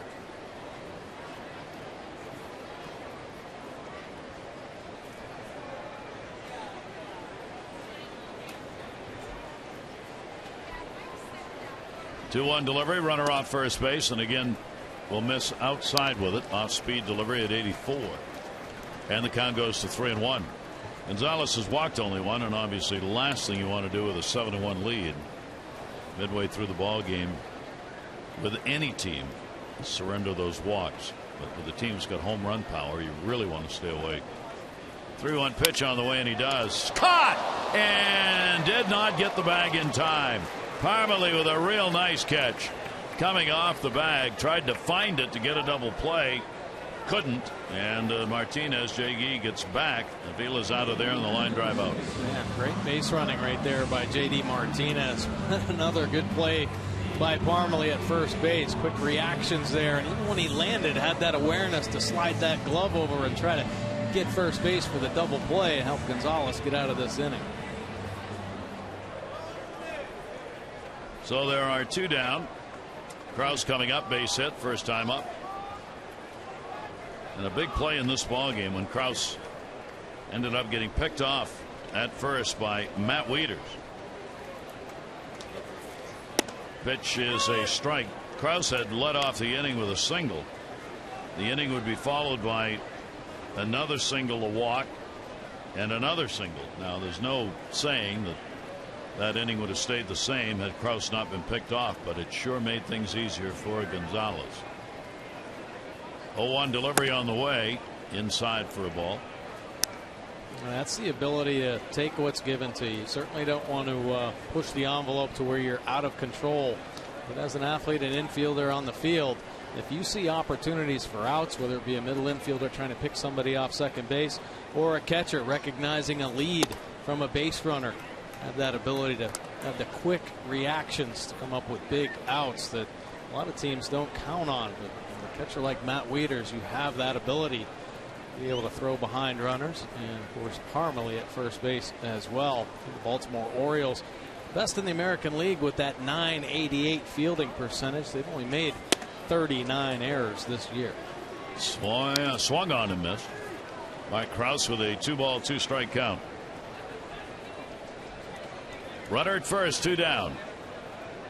Gonzalez trying to put away the Tigers after your ball club has had a big inning, 6 runs on 7 hits. Come out, get the opponent down. Here's the 2-2 delivery, and Krause swings and misses, and that's exactly what is done here. No runs, 1 hit, no errors, and 1 left on. Our miles to do up for the Orioles. Adam Jones, Chris Davis, Matt Wieters coming up.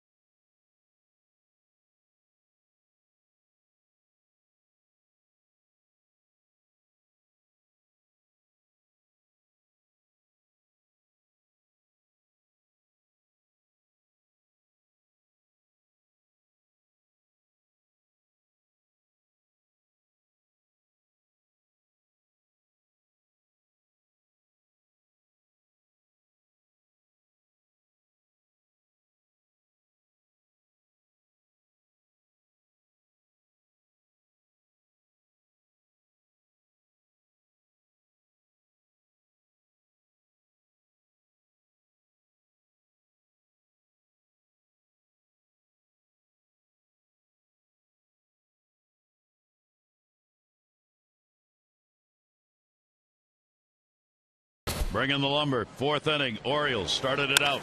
Paredes, Jones, Davis, Hardy, Scope, Parmalee, Machado, Yellowwood. Bring in the lumber. And they did. You wanted some hits with runners in scoring position. My goodness, did they come through. I think they had 4 hits with runners in scoring position. 4 out of 5. Unbelievable. How quickly it changes. Yeah. So the Orioles on top. Bat here in the top of the 5th inning. Adam Jones already a 2 for 2. 15th home run of the year. In the first at bat. Then in the 4th inning a single would score. So Adam getting back into it. The 4-game hit streak that he's extended here today. Pitch will be taken inside. Alex Wilson threw 1 pitch to get the final out. Coming on for Verlander, who gave up the 7 runs on 8 hits in just 3 2/3 innings. For Verlander, that is the shortest outing he's had in the 6 starts this season. 1-0 delivery. Jones takes a breaking ball away. This bullpen They've struggled all year, and July has not been any different. They've got a 5.96 ERA in the month of July, the highest mark in the American League this month for a bullpen. Rips it. Oh, mercy. It's a base hit. Castellanos down on the ground. Thought that ball might have come up and caught him in the face or the head. Man, it may have. He smokes this ball. Castellanos down there to get in front of it, but it kicks up and looks like it does catch him on the cheek there. Man. And that will bring the manager and the trainer out. Castellanos obviously a little bit woozy after that one. Remember, Kinsler was thrown out of the ball game earlier. Wow. The ball kicks up and he tries to block it with the hand. It does catch his finger. It doesn't slow it down enough to have a pretty good impact there on the cheek. Doing a little concussion check out there right now. Yeah. The hot corner. That's why you'll see Manny Machado take those drop steps down there and try to create an angle on the baseball, so if there are bad hops, you can see it a little bit better. Castellanos trying to fight to get in front of that bullet, and it kicks up and no room to make a move. Even with the hand to try to block it. They check the pupils. Not sure, no concussion or anything there for Castellanos. Caught right underneath his eye. You can already see it starting to swell up in color. Ooh. Man, that ball was coming in hot too. Brad Oss is running out of options here. They're going to take him out of the game, and rightly so, for precautionary reasons. He did not start today, but when Kinsler got thrown out, he had to come out of the game. So the bench getting a lot of use here by the Tigers. Jeffrey Marte will come on to play at third base. Tough off day for Castellanos. Yeah. So Marte takes a couple of tosses here with Romine. Get warmed up. Wilson will take a few tosses as well. And for Adam Jones, I mean, you talk about barreling up on a ball. Ooh. He has done that in this ball game now. A home run. He's 3 for 3. A home run, 2 singles. And that one, he just ripped down to third. There was no chance to make that play. Yeah, he has hit some bullets down the left field line here at Comerica Park, and I think the third baseman well aware of that, and they're thankful that a couple of these balls that Jones has hit have been over their heads. That last bullet, 104 miles an hour off the bat. You better look out if you're on the infield. That's the kind of speed you get on big home runs. Yeah. So Chris Davis up. Davis has a base hit. He has struck out. The Orioles now have 9 hits in the ball game. Leadoff batter on against Wilson. Davis and Wieters due up. Chris will take the pitch away for a ball. Wilson, formerly in the Red Sox organization. Davis has seen him for a couple of at-bats. 1 for 2 against Alex Wilson. A lot of the Detroit crowd has already left here in the 5th inning. 2-0 count. One breaking down and into him. 2-1 on Chris Davis. Hard slider. 2-0 slider. Once again proving that there is no fastball count. 7 lifetime home runs against the Tigers, and 5 have been hit here at Comerica. Adam Jones off first base. Davis will take it away. And a 3-ball, 1-strike count from Wilson.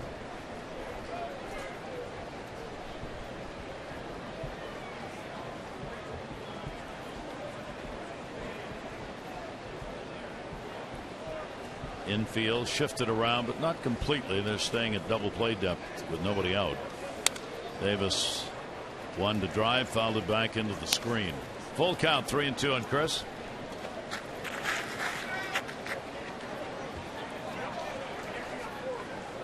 Wilson, a pretty good fastball, and there's some deception as pulls that arm up behind his head. Short arm delivery.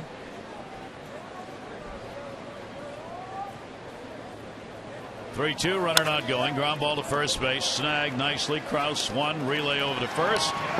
No. Wilson getting over to cover the pitcher, but hustling down the line Davis, so it'll be a fielder's choice. Jones out 3-6 at second. Nice play right there by Krause. Relaying on to Iglesias at shortstop. Almost completed the double play. Communication breakdown there as Krause was heading back. Wilson's like, I got it. I made it over here. Good job, PFP. From his knees, the accurate throw. And quick release from Iglesias. Runner at first base now with one down. And Matt Wieters. Wieters with an 0 for 2 in the ball game. He has grounded out and flied out. And the pitch will miss down low for a ball. The offensive explosion the Orioles have been waiting for coming in this ball game in the 6-run 7-hit 10 to the plate 4th inning.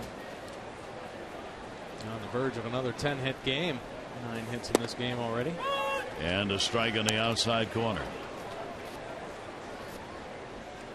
1 ball, 1 strike count, 1 down. Orioles 4 wins, 9 losses so far in the month of July. 1-1 delivery on the way. Wieters will take it. It'll be in there for a strike. The Orioles were in first place on July 2nd, believe it or not. They have since gone 3-8. More importantly, they lost 6 games in the standings during that stretch. Now trying to gain those back. 1-2 delivery on the way. That one punched in the air. They weren't playing him in that power alley, and it'll take the short hop. Davis goes down to second base. Wieters has got himself a base hit. Cespedes unable to get there in time to make the catch, and the Orioles have 2 on and 1 out. Take a look at this. Fewest runs per game in a single month since 1973. And talking about July, the Orioles in 2015, 2.92 runs per game.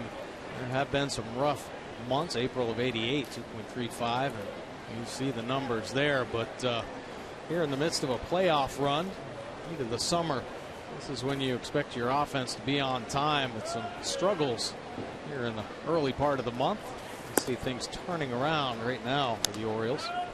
J.J. Hardy, a bases loaded double in the 4th inning. He has grounded out 1 for 2 in the ball game. 3 hits, 10 at bats in this series. And again, opportunities for the Orioles. Davis down at second and Wieters on at first.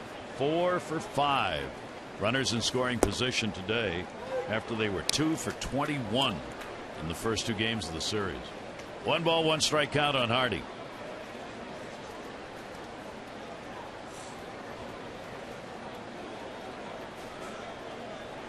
Alex Wilson, Tigers would like him to be able to eat up a couple of innings at least here in this ball game. Hardy a chopper to short. Iglesias got to back up. Quick 1-1 relay over to first. Off the bag. No.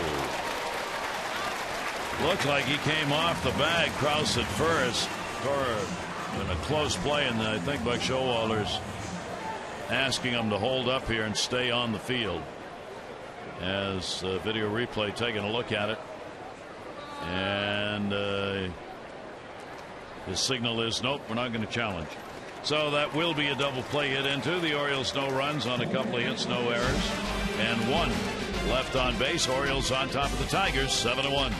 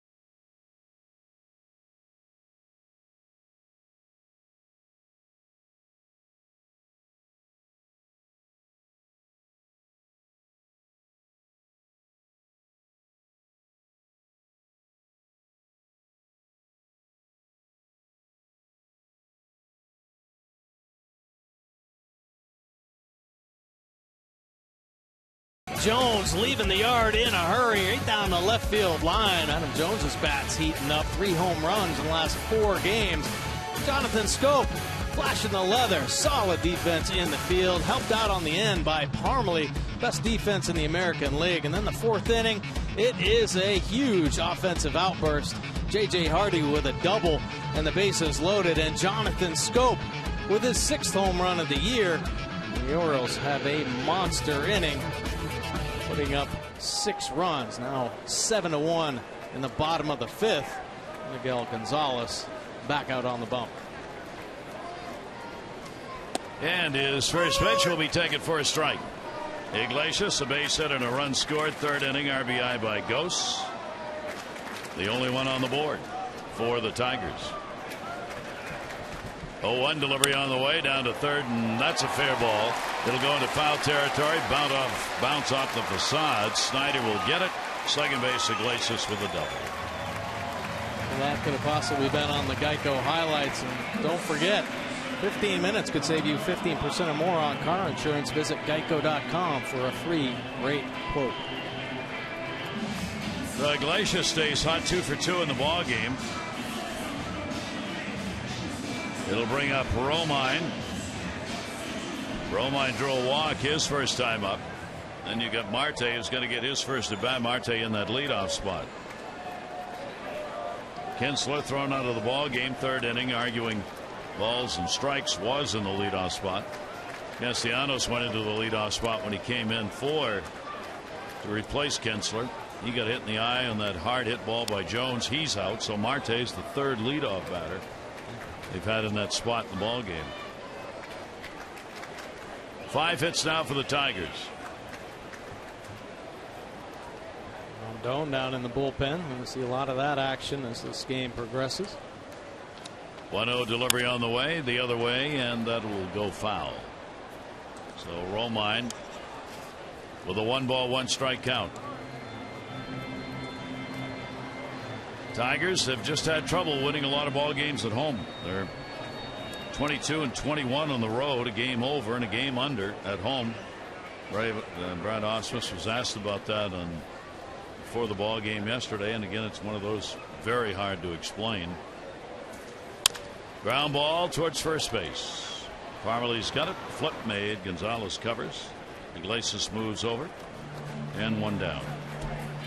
Our Major League Notebook. How about yesterday attendance at the Major League level? There were 617,590 fans who went to Major League games yesterday. A 92% capacity for the 15 ballparks that had home games, for an average of 38,599 at each game. That's a big number. Yeah, it is. Very impressive. That is a big number. There's some great baseball being played in all divisions. Very tight divisions. Some surprise stories. I think obviously the Cubs. The people have been pulling for them over 100 years, and they're playing some pretty good baseball. Tight in the East. Well, if one thing the wild card has done is keeping these teams in sight of a postseason berth, even though they're not going to win the division. It has kept a lot of cities alive for baseball, where it would not be so. The wild card didn't exist. Marte first at bat in the ball game. Jeffrey Marte, and he'll foul that one right straight back. Runner on at third base and 1 down here in the bottom half of the 5th inning. So Marte gets the opportunity. First home run, Major League career. He got on the 8th of July. Solo shot he put up against Seattle.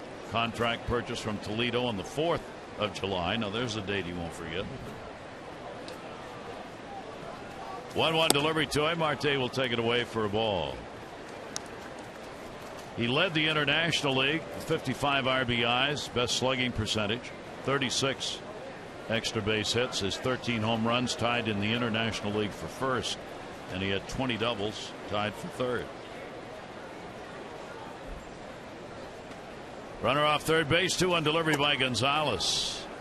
Took the 9-iron hack and could not catch up to it. 2-2. Nice little slider right there from Miguel Gonzalez in the bottom of the zone. The slider has been spinning it very well. His tight rotation. It's throwing it hard in this ball game. Some swing and misses with that pitch. See the Nissan pitch track. Nothing on the heart of the plate. Working the perimeter. Good location with all of his pitches. Marte, the 2-2. Down to third. Foul ball. Batted away by the base runner. Iglesias knocked it away. You don't see that very often because the last thing you want to do is get hit by the ball in fair territory. You're out. What if the ball spins and goes fair or something? I don't know. Is he allowed to do that?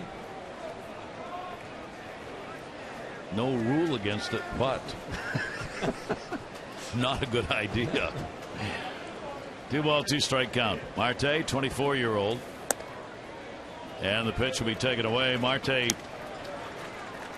lot of minor league experience, playing over 700 minor league ball games. Another one of those young players to sign early coming out of the Dominican. This is already his 8th professional season. It's 24. 3-2 delivery on the way, and that one bounces and he draws a walk. Pretty good patience. Well, the next fireworks night at Oriole Park is going to be Friday, July 31. The Orioles Tigers, 7:05. After the game, the great display presented by Kaiser Permanente. Good seats remain, but won't last. Tickets Orioles.com or 888-848-BIRD. Second walk surrendered by Gonzalez in the ball game. First and third, one out. And Ghosts coming up. RBI base hit, and he is grounded out.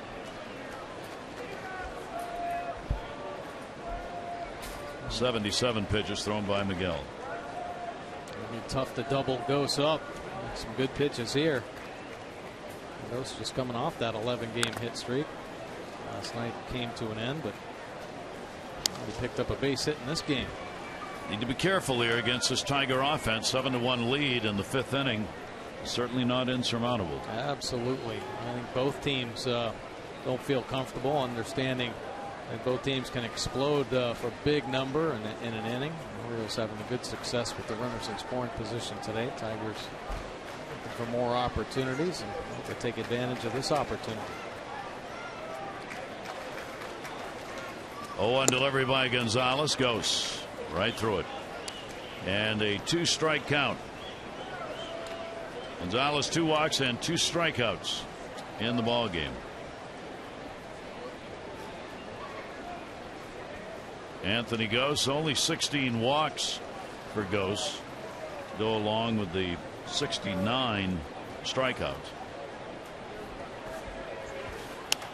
And he couldn't get around on that pitch, fouls it off on a late hack, and an 0-2 count remains. Just where Matt Wieters wanted it, the high fastball after getting ahead. Wouldn't be surprised if they continue to try to climb the ladder on Gose, especially being a little tardy on the heater there. Iglesias off third base. The lead runner. Marte off first, and the pitch is up there, and he won't go after it. Ball and 2 strikes. So he doesn't swing and miss that high fastball. He takes it, but it's still a purposeful pitch. Changes that eye level. Matt Wieters can go down at the bottom of the zone. 1-2 delivery inside. So after he gets ahead here, the count gets evened up. 2 balls and 2 strikes on Gose. Middle of the order, Cespedes, the number 3 hitter, waiting on deck. You don't want to go there with Cespedes and the 2 Martinez's coming up with runners on. Here's the 2-2 delivery on the way, and Gose swings through it. Good pitch by Gonzalez. Challenged him and got him. And that is a nasty split finger to Gose after getting ahead. Take a look at the Nissan pitch track. He was working bottom, then the top of the zone, right back to the bottom, and finishes him off with one of the better split fingers of this ball game. Big time second out there. So Cespedes up, looking for the big 2-out base hit. He has grounded out, flied out, 0 for his last 15.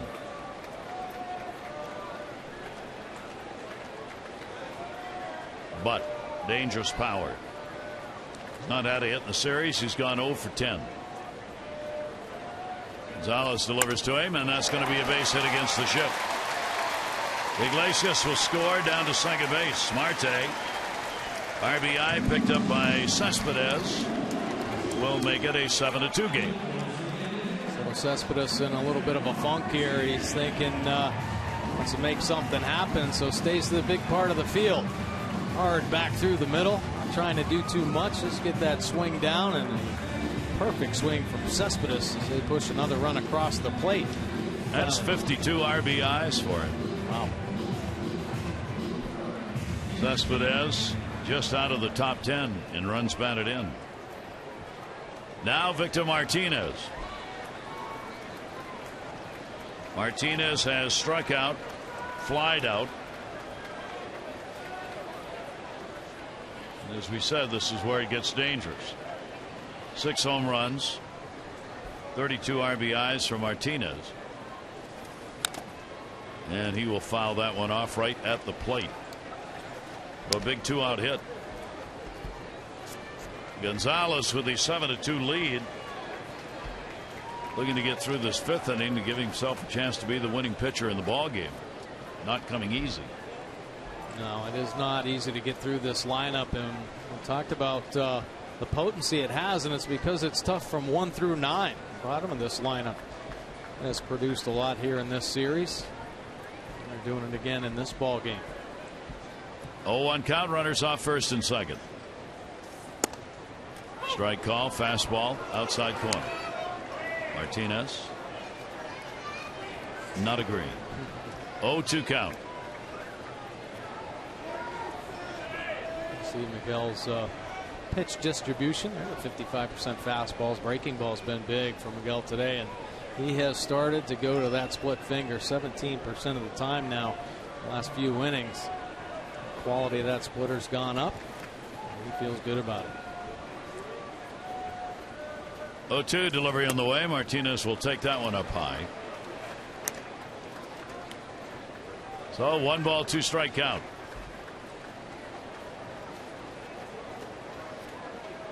For Miguel this season, he has averaged 5 2/3 innings in the starts that he's made. And he may struggle a bit to reach that mark today. Pitch count keeps climbing, 87. We're up to almost 90 degrees, humid day. Here's the 1-2 delivery on the way, and a swing and a foul ball back. So it'll hold the count at a ball and 2 strikes. Rondon, Hardy in the bullpen. Boy, Buck Showalter's been talking about getting Chaz Rowe into a game. Looks like he'll get in. There he is. That's his hat. I can tell. Nice hat, too. Oh, he wears that hat. And wears it well. There he is. 1-2 count on Martinez. You want to end this if you're Gonzalez right here, obviously. You got J.D. Martinez on deck. Runners off first and second. A 1-2 delivery on the way, and that's going to be fouled back. But Victor Martinez not making getting out of this inning any easier. Sure isn't. And 2 strikes. He is so tough.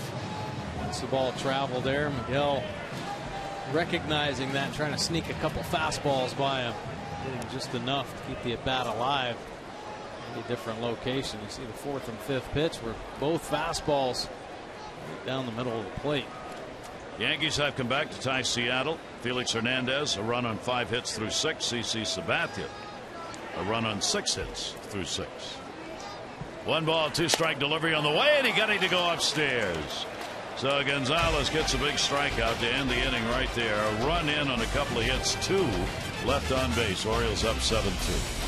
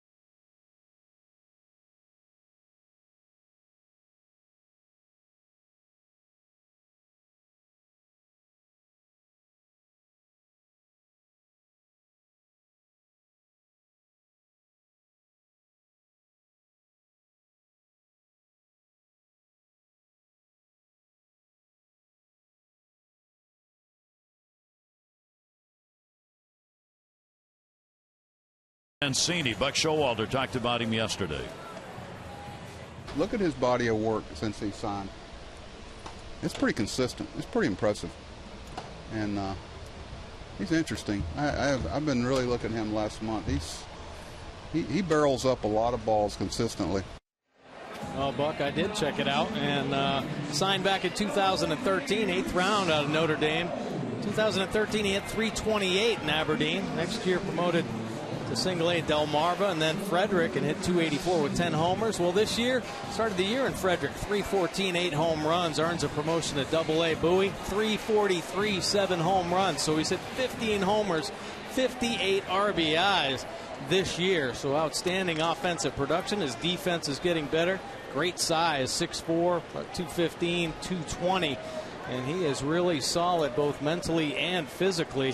His mental approach to the game is a big reason why he's having so much offensive success. Rondon on the pitch. Wilson out, worked an inning and 2/3, gave up 2 hits. See Rondon's pitch arsenal, the fastball 66% of the time. Big fastball as well. 10.57 earned run average, though, and just 7 2/3. But then getting hit a little bit. Does have the 12 punch outs. Snyder will foul that one off at the plate. He's had a walk and a run scored, and has flied out, robbed of a hit by Cespedes in his first at bat. Travis Snyder leading it off, 6th inning. Scope and Parmalee to follow. Rondon appeared in the ballgame last night, 2/3 of an inning, 2 runs on 4 hits, with no walks and a strikeout. 1-1 delivery on the way. Snyder will take it the other way, foul.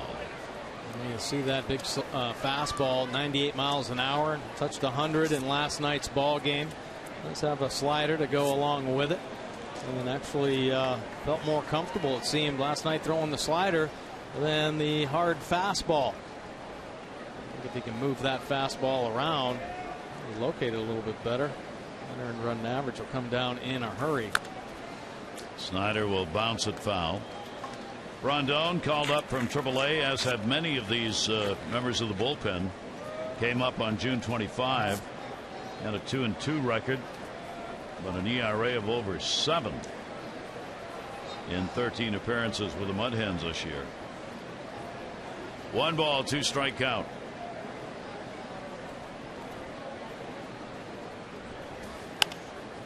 Another one up in the air, third base side, Marte. And no play. The Orioles got Verlander out of there, 3 2/3, 7 runs on 8 hits, as they got 6 runs on 7 hits in the 4th inning. Orioles have had RBIs. Machado's got 1. Jones a home run for 1. Hardy bases loaded double for 2. Jonathan Scope a 3-run homer. RBI Ghosts in the 3rd inning with a base hit, and then in that last inning, Cespedes with an RBI single. That's going to go into left field for a base hit. So Snyder takes it the other way. Leadoff man on for the O's. This copyrighted telecast presented by authority of the Orioles may not be reproduced or retransmitted in any form, and the accounts and descriptions of this game may not be disseminated without the express written consent of the Orioles.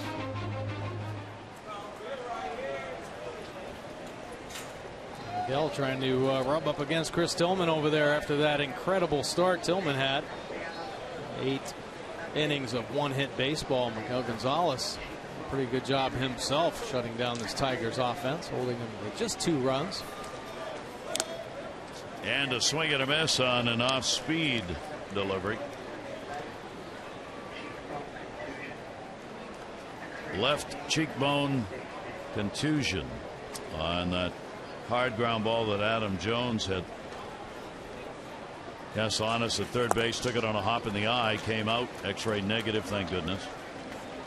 It was one of those right underneath the eye. Yeah, soft bones in there.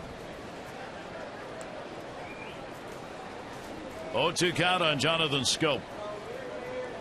Home run, 6th of the year, 4th inning. That's the big blow in the ball game. Verlander had chosen, it looked like, to pitch around. Travis Snyder walked him. That was followed by the Scope home run. Strikeout there on the swing. Rondon gets the out. 1 down. Jonathan Scope shows he's going to swing at that hard slider, so really smart. Why not go right back to it? Bounces another slider, and Scope swinging right over the top of it. Very tough to stay back when you got to gear up for 98, 99, even 100-mile-an-hour fastball. Rendon using that slider to get hitters out in front and off balance. Parmalee a double, and he is flied out. Scored a run. Got out of an 0 for 11 with that two-bagger that he put up.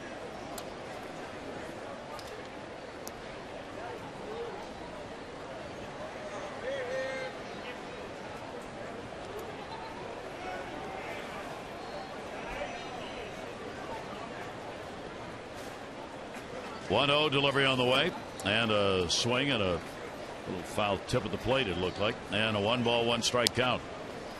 Orioles' next roster move will be coming up when Gausman returns to pitch in the second game against the Yankees on Wednesday. At least that's the apparent next roster move. What could happen between now and then, who knows? 1 ball, 1 strike. Parmalee's a name that's come up. Would he be the one? Remember, he's got an opt-out. He and Reimold are both here because of opt-out provisions in their contracts. Or if they're not at the major league level, they can choose to be free agents.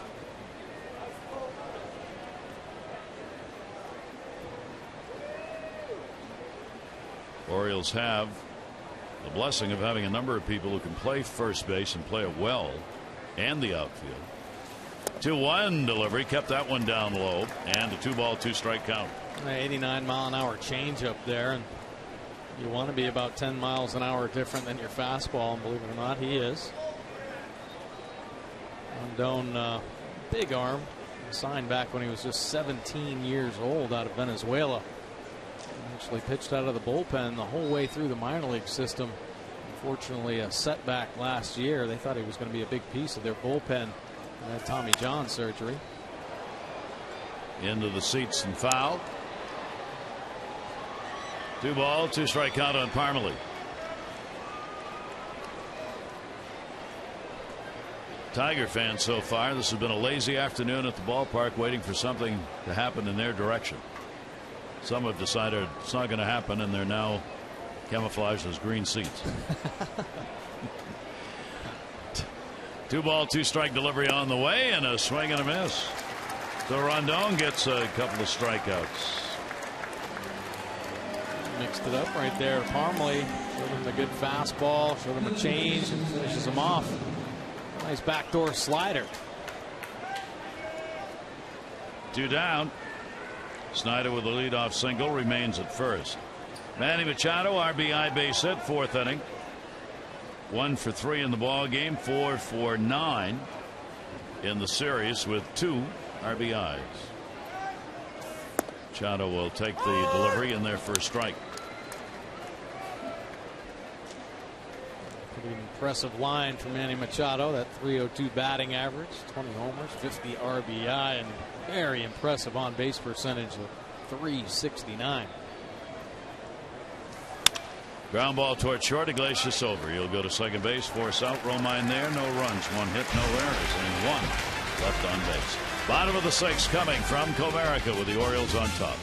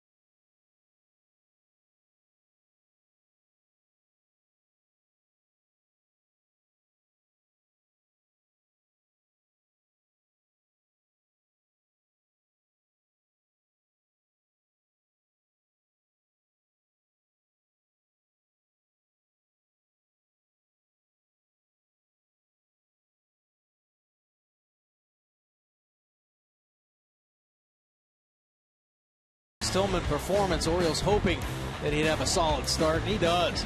Good pitches here. Nice split finger. Hit Martinez chasing the high fastball there. All of his pitches working. Just an early exit. A couple laboring innings. Just 5 innings. Gave up the 6 hits. Just a couple earned runs given up from Miguel Gonzalez, but right on the mark with the fastball, breaking ball, and changeup mix. Miguel Gonzalez will give way to Chaz Rowe. Take a look at his pitch arsenal. Good fastball 67% of the time, and the hard sweeping slider 33% of the time for Rowe. Look at his numbers. Been in 20 games, 2 wins, 2.67 earned run average, 30 punch outs, 10 Ks in his 27 innings of work. Rowe has not worked since the 11th against Washington, and Buck Showalter's big concern about getting him into a ball game. So he gets a chance to do that here. And the pitch taken for a strike. J.D. Martinez, a base hit, and he is grounded out. Rowe in that game against Washington worked a couple of innings, gave up just 1 hit, had a couple of strikeouts. Came up on May 24 from Norfolk. He's one of the reasons why Buck Showalter has said, if indeed a roster change has got to be made in order to get Gausman back for the game on Wednesday, he does not want it to be out of the bullpen. He likes the bullpen. Well, it's a good group. They complement each other. They're having some very good success. One of the better bullpens in the game right now. Really has been one of their true strengths over the past few seasons. 1 ball, 2 strike count. Martinez, Avila, and Krause are due up. Shift on against J.D. Martinez. And a swing and a miss and a great pitch away. So Chaz Rowe starts out with a K. And Chaz Rowe, a couple of real good weapons after a couple fastballs inside. Buries the slider down at the bottom of the zone.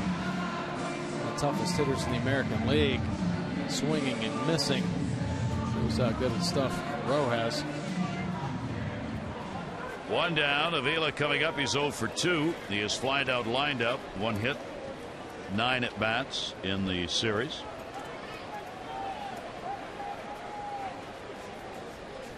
Chaz Rowe's delivery to him will be outside for a ball. Rowe, 28 years old, with the Yankees last season. Got in a couple of ball games, 3 to be exact, with New York. Spent most of it playing at AAA, the Miami AAA team in New Orleans, before being acquired by the Yankees end of August.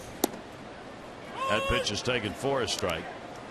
1 ball, 1 strike count on Avila.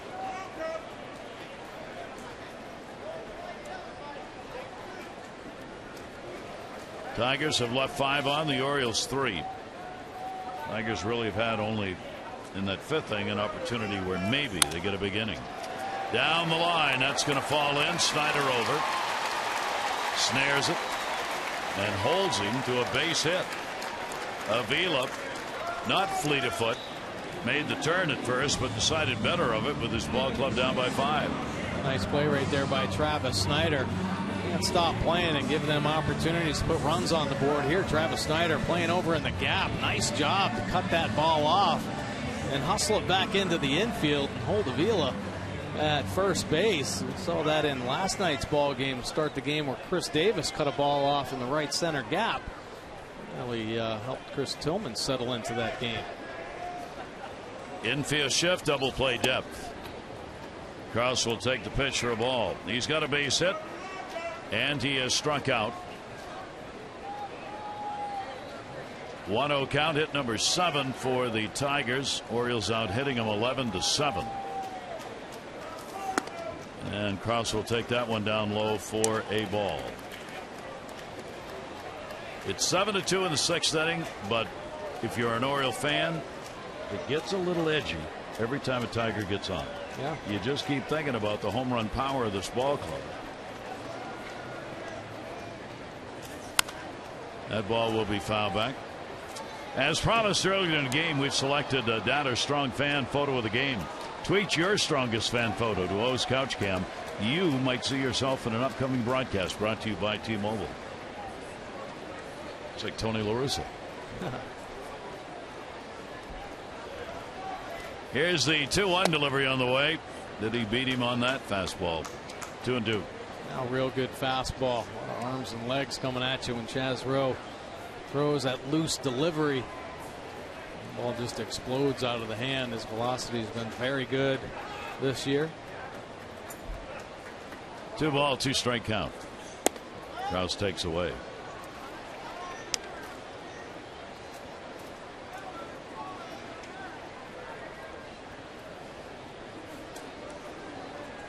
Three and two, one down.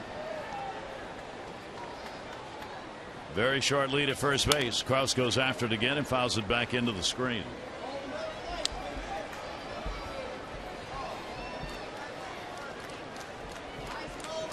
So with a day off tomorrow, the Orioles can afford to go to the bullpen as necessary here to have everybody ready for Tuesday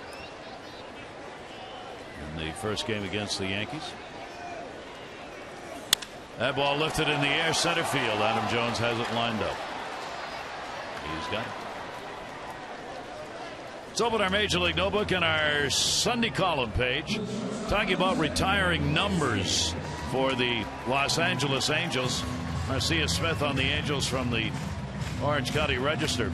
Retiring Vladimir Guerrero's number 27 soon is even more unlikely, given that it's being worn by even a more famous player, Mike Trout. The Angels 12 AL Rookie of the Year, 14 MVP, and the four-time All-Star.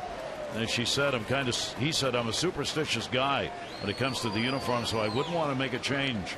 I like 27. I've done all right in it since I got here. No kidding. Yeah.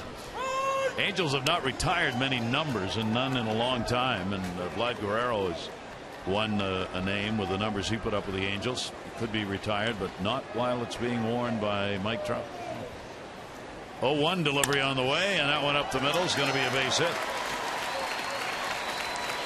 Roy Iglesias carrying a hot bat. That's 3 for 3, 2 singles and a double. He's already scored twice, and again it'll put 2 on with 2 down. Slapping the ball all over the place in this series. First came up with a big home run in the first game.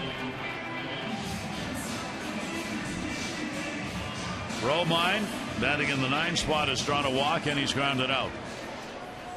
Yet again, a chance for the Tigers to kind of open that door again. If they can find themselves a big hit here. Avila at second, not fast. Iglesias at first, and that'll be fouled off.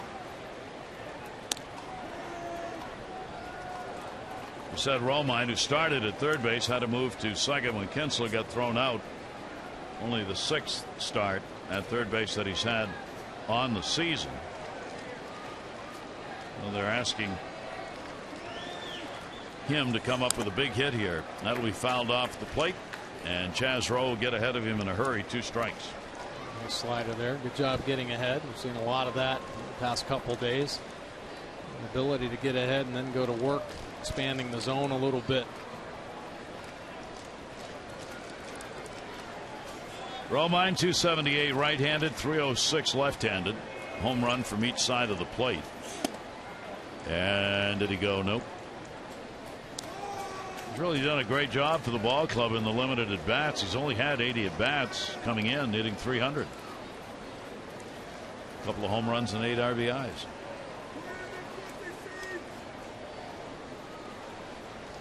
One-two delivery. Romine will take it in the dirt. Wieters on the scoop to hold the runners. Nice pickup right there from Wieters. Try to keep the force at any base. That ball skips by Wieters and a little trouble. And 2 in scoring position. 2-ball, 2-strike count. Parmalee way back behind first base. Very deep for first baseman. And that type of situation, if you do something different during the game, you have to communicate to your second baseman and your pitcher to let them know where you are. Hardy's there. You'll have to make the play at first, and got him. A big out. He could not go to second base because Iglesias was already there. So the play made to get the out at first. Today, USAA honors all our service members at home and abroad.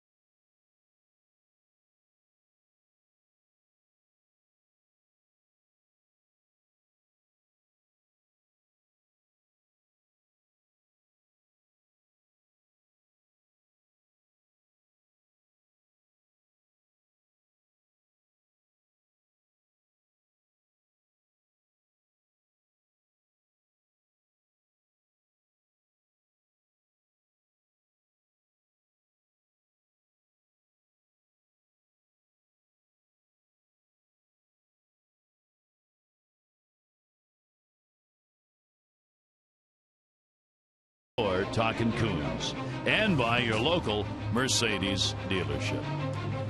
Gary Thorne and Mike Bordick here in Detroit, wrapping up a 3-game set. The Orioles after the series win, and they've got the 7-2 lead. And Kroll now into the ball game. Take a look at his pitch arsenal. The fastball 66% of the time. It's a good one. 90 to 96 miles an hour. Breaking ball as the curve and a cut fastball. Works a lot of times like the slider. And the straight change, 6.59 earned run average. 13 2/3 innings of work. 13 punch outs, 8 walks in that time. Opponents hitting .327. Lefties way up to .375. Righties at .290. Pretty equal distribution between ground ball and fly ball percentage. Kroll's been up and down this year. AAA Toledo and Detroit. So the Orioles bat as we go to the 7th. 7-11-0 for the Orioles. 2-8-0 for the Tigers. Jimmy Paredes will be leading it off. Base hit, run scored, 1 for 3. Paredes turned around for this at bat. On the year, 244 right-handed, 305 left-handed, and all 10 of his home runs from the left side.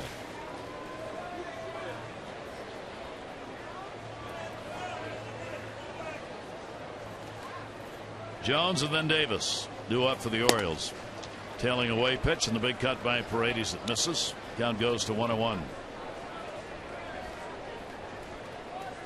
This Orioles offense has to feel pretty good about their production in this game, but the series as well. Now getting up over 10 hits, now 31 hits here in this series. A lot of contribution top to bottom in the lineup. Hitting coach Scott Coolball looking on. It's been a roller coaster ride for him. Foul back and out of play. 2-ball, 2-strike count on Paredes. Seattle, New York still tied at 1. Toronto's got a 4-0 lead over Tampa Bay. The Rays starting the day a half game ahead of the Orioles in second place. Orioles 4 games behind the Yankees. Toronto 4.5 and the Red Sox 7.5 games out. That one's snagged up high and a 3-ball, 2-strike count. A chance for the Orioles to gain some ground today. Perhaps on Tampa Bay, and maybe both on Tampa Bay and the Yankees. 3-2.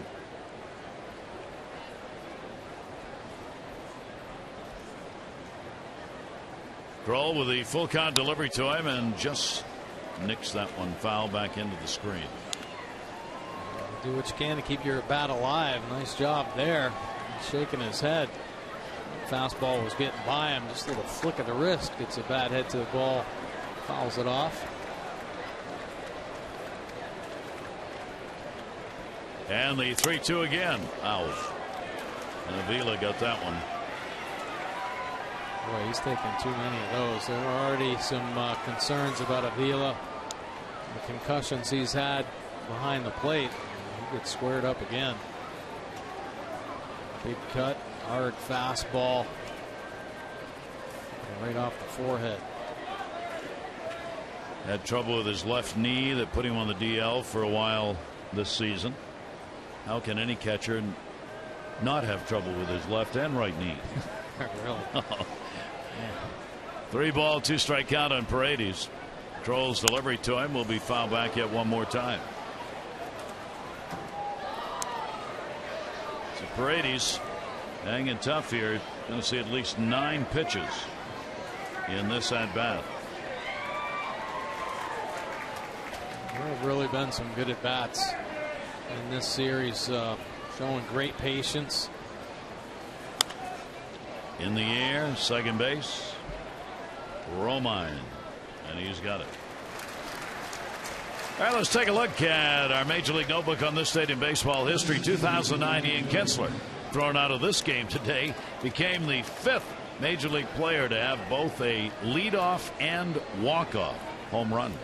And the great Louis Tiant would begin his Major League career with an 11 strikeout performance.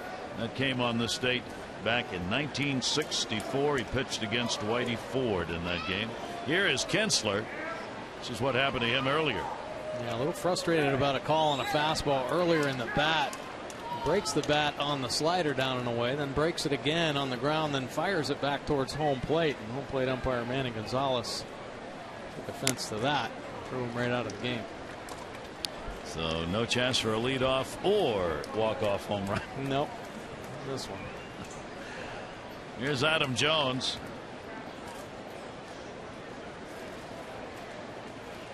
Three-hit ball game, a home run, 2 singles, 2 runs scored.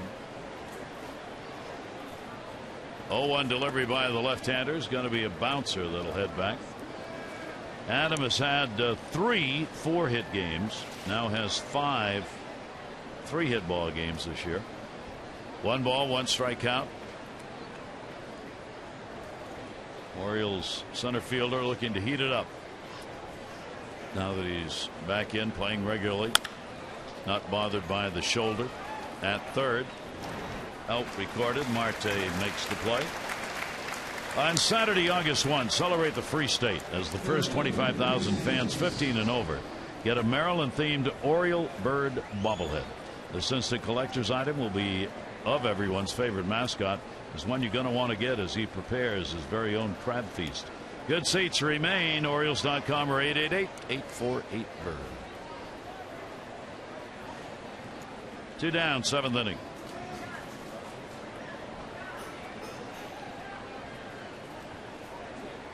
Chris Davis, a single, fielder's choice, and a strikeout. And Chris will take it for a strike from Kroll. Rondon worked an inning, had 2 strikeouts, 1 hit. Wilson out of the bullpen for Detroit, an inning and a third. Couple of hits, all the runs coming off Verlander, the starter. 7 of them, 8 hits, 3 2/3 innings. Davis lets it go by. 1 ball, 1 strike. A good take right there. A little flinch, but was able to hold up on the slow breaking ball. Davis having a lot of good success off lefties this season. 1-1 to him. It's taken inside for a ball, and now we get the shift during the count. Iglesias moves over to the second base side, the shortstop.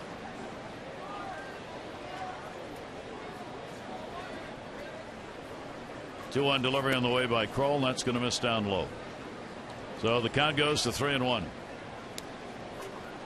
So Chris Davis has had some hits taken away recently, and in this series, J.D. Martinez robbed a home run in right field. Second baseman Kinsler took away a line drive, turned it into a double play, and both of those were pulled. But he does have 3 hits, all 3 of those slapping it to left field.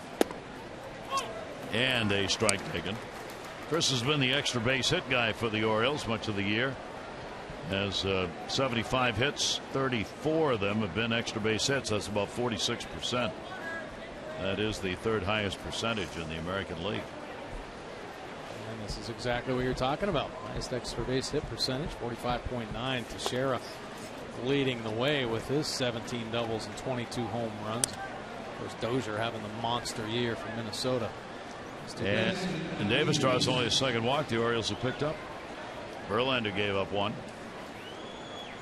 Chris on, 2 down, 7th inning. Wieters a base hit, 1 for 3.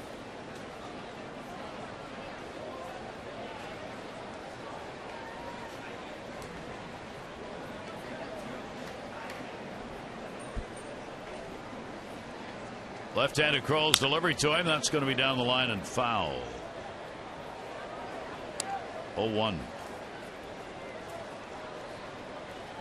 This game of baseball, how it varies from day to day. 1-run ball game, 2 pitchers mowing down hitters in the game last night. And Price and Tillman in a great pitching duel. And today, 1 big inning. That's why we talk about big innings in baseball. It changes the whole ball game. That 6-run, 7-hit 4th inning for the Orioles.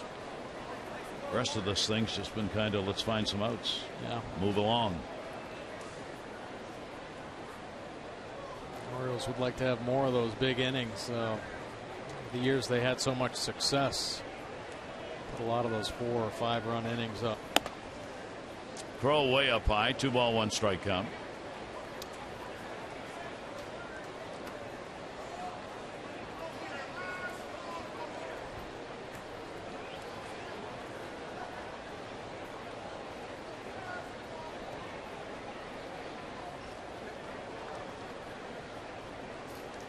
2-1 delivery on the way. Wieters goes the other way, and that one fouled off for the fans. Wieters, 2 balls, 2 strikes, and 2 outs.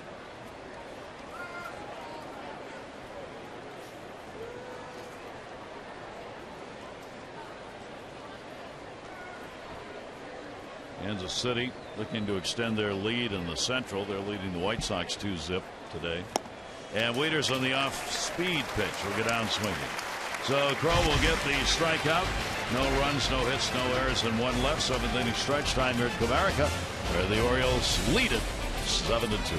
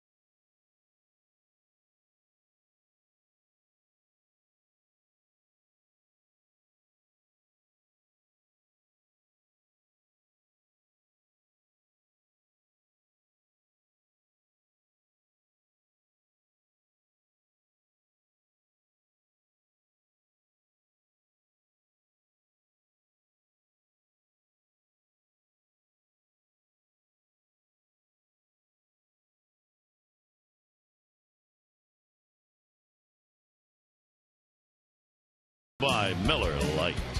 Now O's putting on a show defensively here. Jonathan Scope showing the range up the middle. Strong throw to first, and Parmalee making a nice pick on the end. Orioles in a little trouble, but Matt Wieters makes a nice pick and throw. Once again, Parmalee on the nice slap tag. They get Krause at first base. Wouldn't you know it, Parmalee in it again. Beautiful diving play, diving, almost doubling up Martinez at first base, but definitely saving extra bases. Warriors with that lead, 7-2 in the bottom of the 7th. That smoke is coming atop the scoreboard down the left field line. Not sure what that is. We can't see with the scoreboard as high as it is, but something burning out there, and may drift back in because the wind is now blowing from left to right field here in the ball game.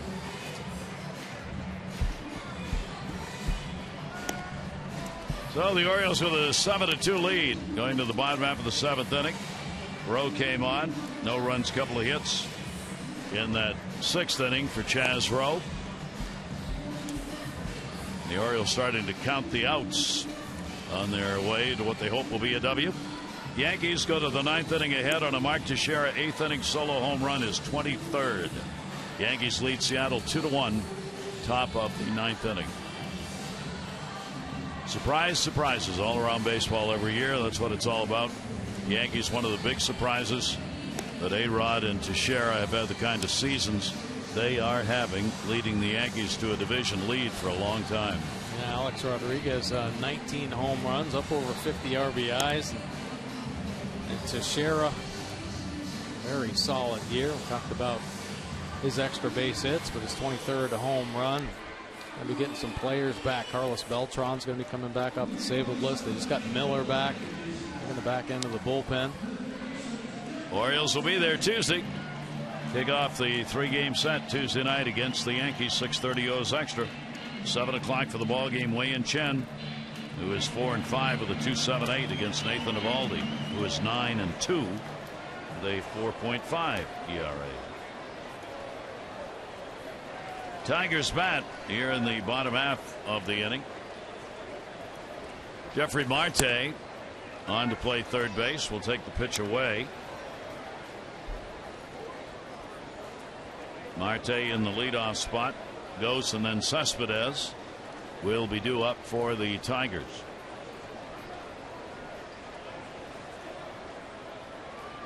Chazro delivers to him, and a strike on the outside corner at 92. Good fastball, bringing it back on that outside corner. Nice movement there, and even with the 5-run lead, still have to execute, make your quality pitches. Let up one bit, get this team back in. Do not want to wake them up offensively.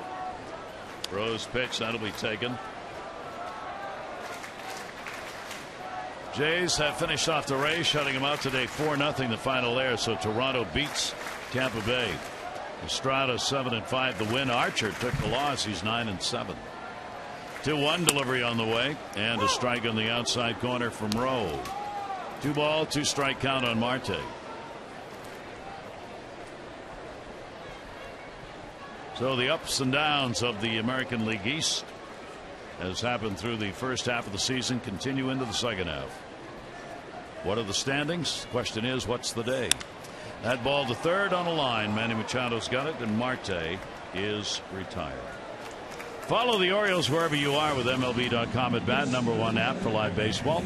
At bat, up to the moment, at any moment, in-game highlights, replay reviews, radio broadcasts, and more. Get MLB.com at bat for your smartphone or tablet.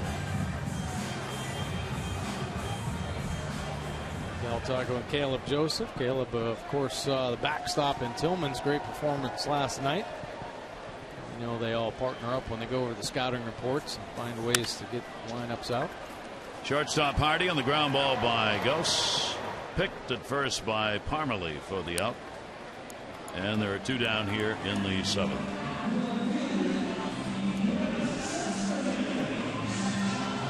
Cespedes a base hit and an RBI in the 5th inning. He's 1 for 3 in the ballgame. He got out of an 0 for 15 with that single in the 5th.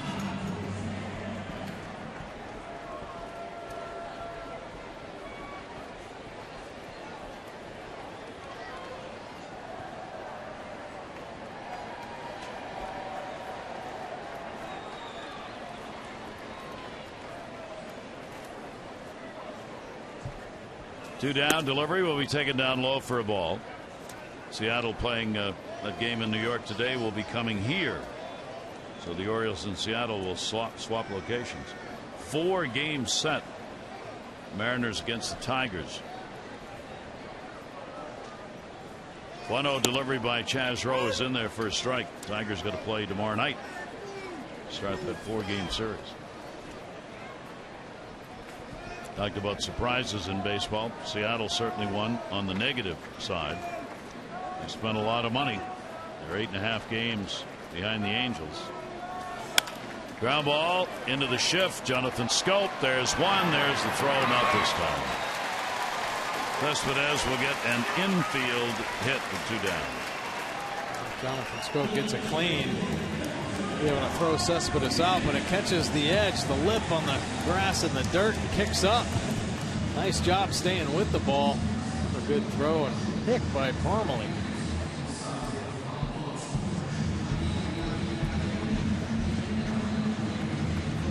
So the Tigers keep their inning alive and get the power bat. Victor Martinez 0 for 3 in the ball game, just 1 for 9 in the series. Tigers now with 9 hits, but only 2 runs.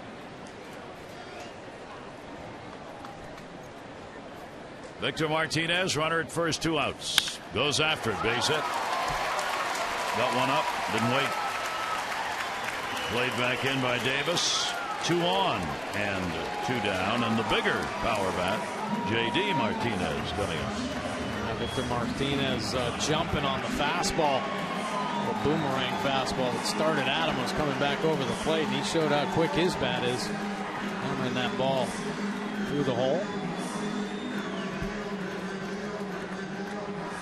So again, a moment where Tigers long ball can change the look of this ball game in a swing. 2 for 8 with runners in scoring position for the Tigers today. Martinez a base hit, 1 for 3. Takes the pitch on the outside corner for a strike. 0-1 count, hit number 10. Albuquerque in the bullpen.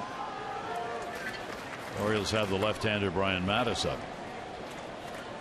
9 combined runs, 21 hits. 0-1, strike in the outside corner. Martinez turns away, shaking his head.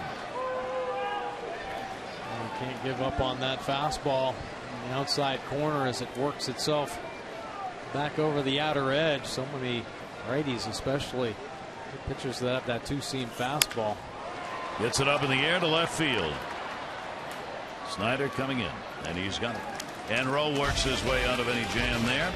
No runs on a couple of hits, no errors. 2 are left on base, 7 complete.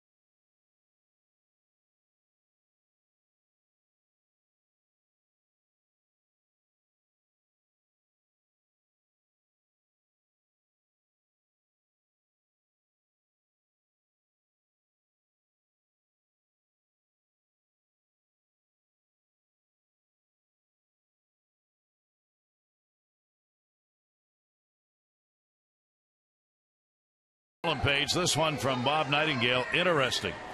For the first time since 1960, MLB could be doing an old school on us, reverting to a 154 game schedule.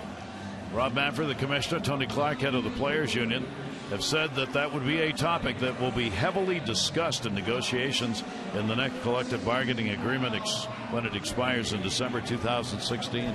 It's been talked about for a number of years now to drop back from 162 to 154. Be interesting to see how serious that discussion gets. Yeah, it really will be. TV will come into play with that, but the World Series going to be played potentially in November this year, so you don't really see your best baseball in that cold weather.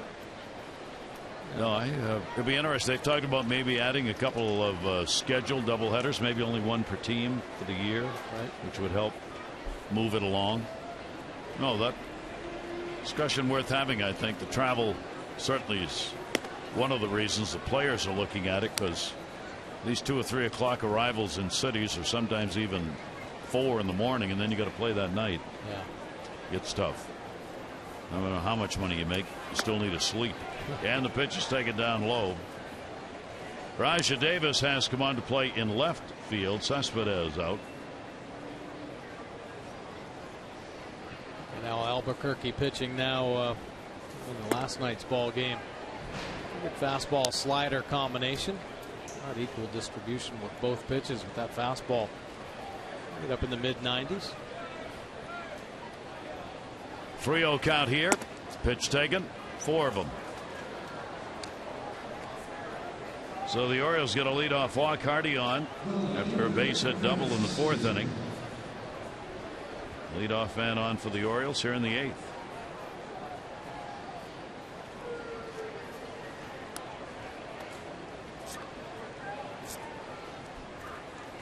Al Albuquerque gets Snyder, who's had a single, a walk, and a run scored, and he is flied out. Travis Snyder will take the pitch, and that is down low for a ball.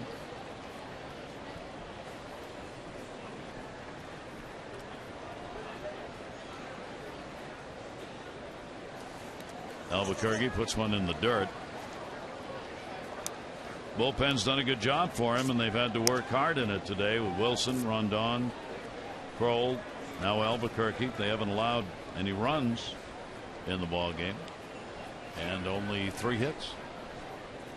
A little surprised they wouldn't go with more of the long relief role here in this situation, but still coming off the All-Star break, so bullpen arms still need some work.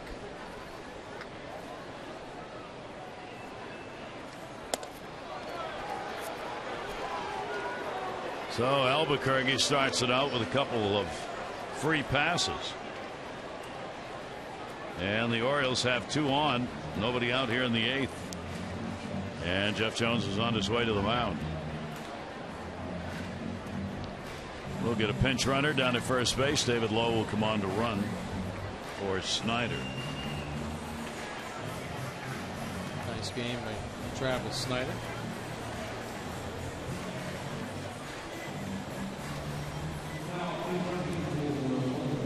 But Showalter's saying over the last couple of days, in fact, he thinks one of the hardest times in a season to manage is this post All-Star break. Trying to figure out how to get your pitching back in line where you want it to be, get guys in games without overusing, and for hitters too. How much extra BP do you need? Do you have that workout as the Orioles did before you play after the All-Star break? No. Or not? A lot of clubs did not this year. They came into the city the night before the day of a ball game. And that'll be there for a strike. Jonathan Scope, Bronx cheer in Detroit, goes up for Albuquerque, throwing a strike. Yeah, some problem finding the strike zone for Albuquerque, but they're flipping over the slider. Make sure he finishes out in front. Scope's going to punch that one to right field. That'll fall in for a base hit. Martinez trying to force out at second. Didn't get him. Good try. J.D. Martinez with a big arm to Iglesias. But that base hit is going to load him up. So Jonathan Scope's got his second hit. Home run, single. And the Orioles, as they did in that big 4th inning, have the bases loaded. Tough read for base runners. A little tweener. You don't know if Martinez is going to lay out, make that diving effort. So comes up with the pick. And David Lowe had to hustle on into second base. Infield will play in with nobody out. Parmelee's had a double and a run scored, 1 for 3 in the ball game. 12 hits for the Orioles in the dirt. Avila makes a nice stop, keeps it out in front.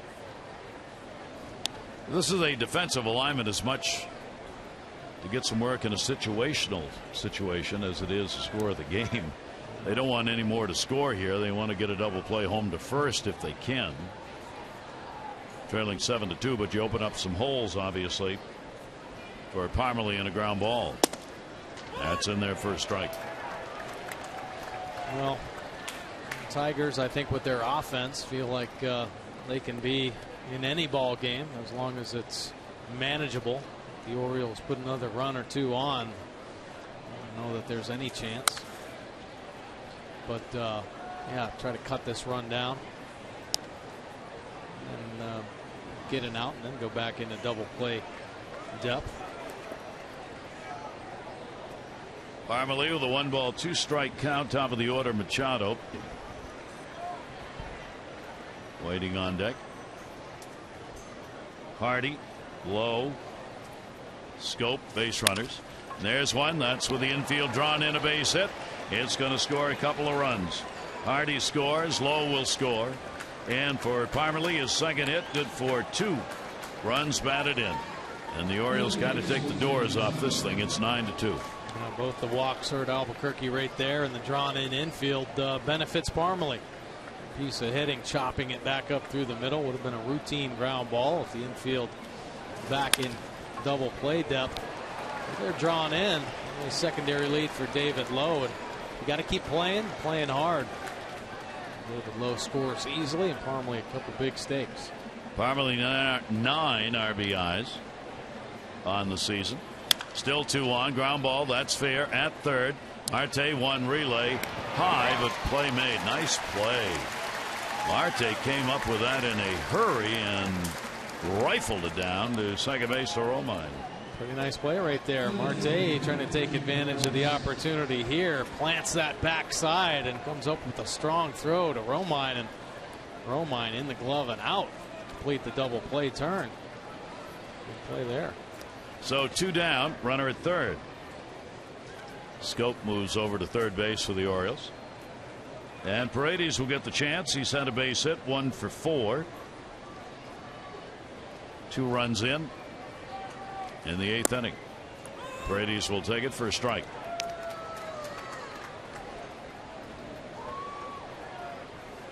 $39,970 the attendance today. 39,970. 3 big crowds for this series. Laid on that one, fouls it the other way. Strike 2.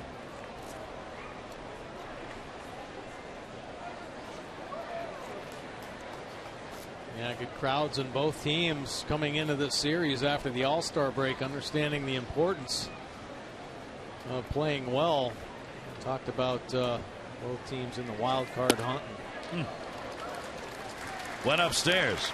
Albuquerque gets a strikeout, but the Orioles get a couple of runs. They do it on 2 hits, will leave 1 on base and extend the Orioles lead.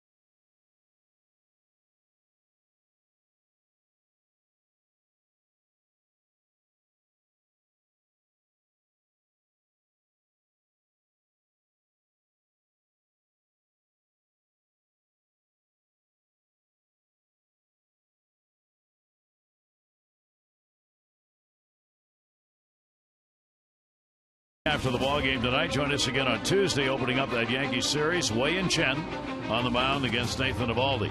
Coverage on MASN will begin at 6:30. O's Extra presented by Jeep, and our game at 7. All the access you need right here on MASN. We'll take a look ahead here. The Yankees leading the American League East by 4.5 games.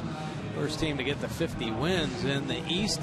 See, they play very well at home with 27-17 record, and we mentioned Alex Rodriguez. Very good numbers this season. 19 home runs, 52 RBI to go along with Teixeira's 23 home runs. The season series tied up 5 games apiece. Brian Mattis now coming in out of the Orioles bullpen. The fastball 52% of the time. The breaking ball, the big curve, and the straight change 16% of the time. 31 Ks in 28 2/3 innings of work. Slow earned run average of 2.20. Lefties just 157. Opponents just 200 overall. So Mattis working in the bottom half of the 8th inning. David Lowe stays in the ball game after pinch running for Snyder in left field. Avila's had a base hit, 1 for 3. Avila 0 for 7 off Brian Mattis. Pops that one up in the air to center. Avila retired, 1 away in the 8th.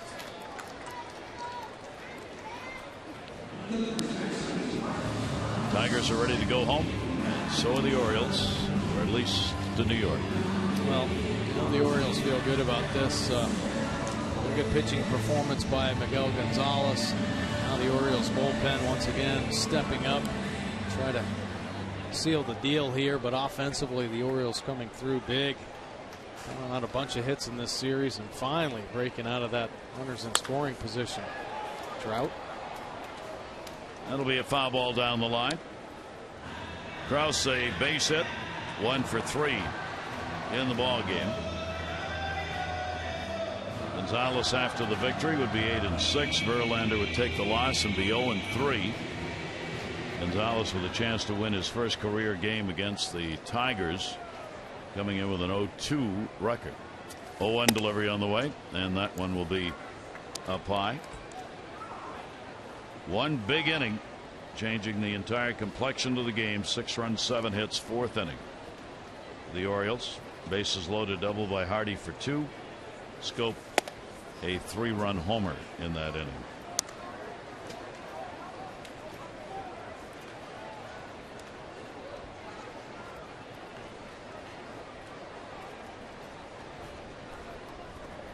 Brian Mattis with the 0-2. Or 1-2. 2-ball, 2-strike count.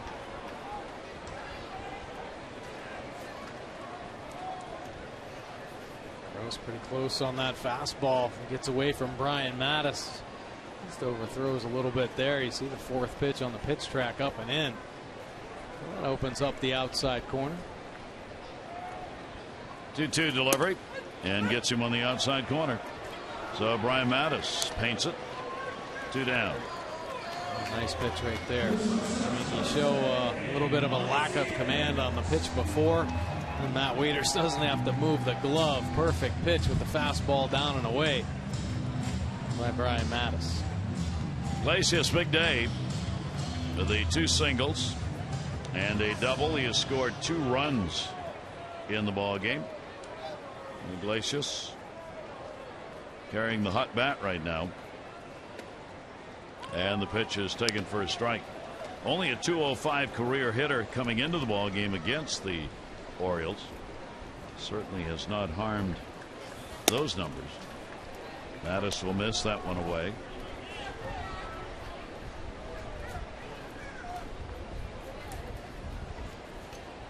One ball, 1 strike. Outside corner strike.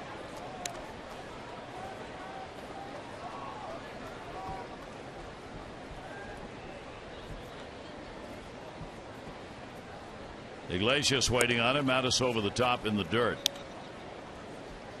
Count goes to 2-2 on him. Romine waiting if Iglesias can extend the inning. Tigers have had somebody on from the 3rd inning on. That ball is going to be towards second. Scope again called on for that powerful arm. Not this time. Real good speed. Iglesias beats it out, and he's got a 4-hit ball game. Well, Iglesias finding some holes, and any other hitter. Jonathan Scope makes a highlight reel again, showing a good range up the middle. The jump and throw on the money, but Iglesias leaning out over, so he's out of the box in a hurry on the changeup.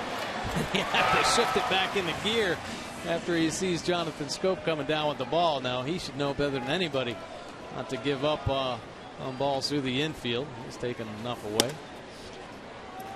Andrew Romine takes it up high. Iglesias has his 2nd 4-hit ball game of the year. On at first base, not being held. Primarily playing behind. Mattis will miss up high with that. Romine a walk. 0 for 2 in the ball game.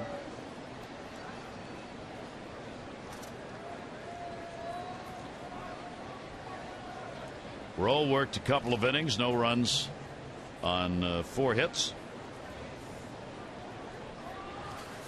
Pitch on the way, and that will be fouled away. 13 hits for the Orioles and 11 for the Tigers. Tigers, though, have left 9, and the Orioles 5. Neftali Feliz in the bullpen for Detroit. 2-1 delivery by Mattis, swung out and missed. Bryant coming in at 91.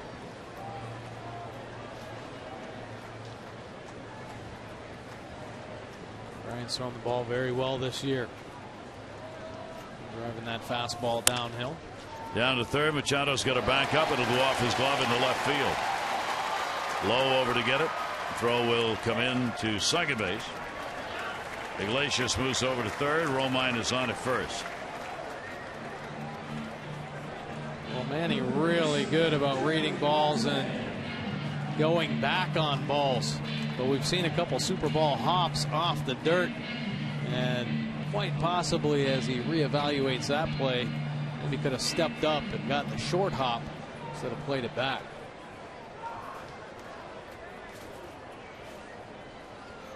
Well, the Tigers keep it alive here in the 8th inning, 1st and 3rd. And a swing and a miss. Marte in the leadoff spot.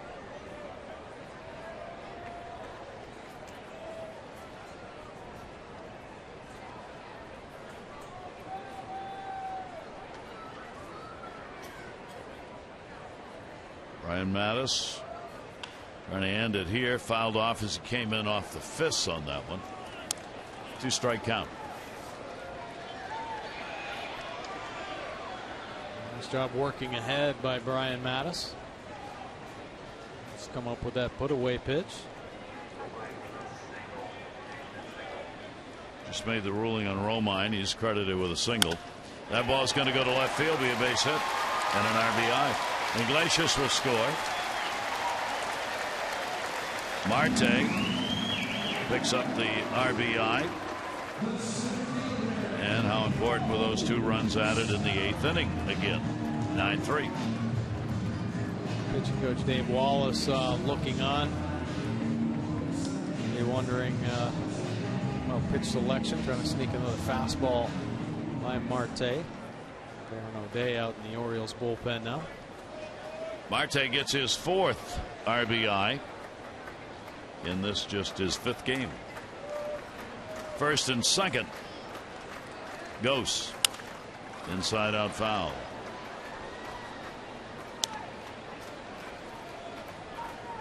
So each team has 13 hits in the ball game.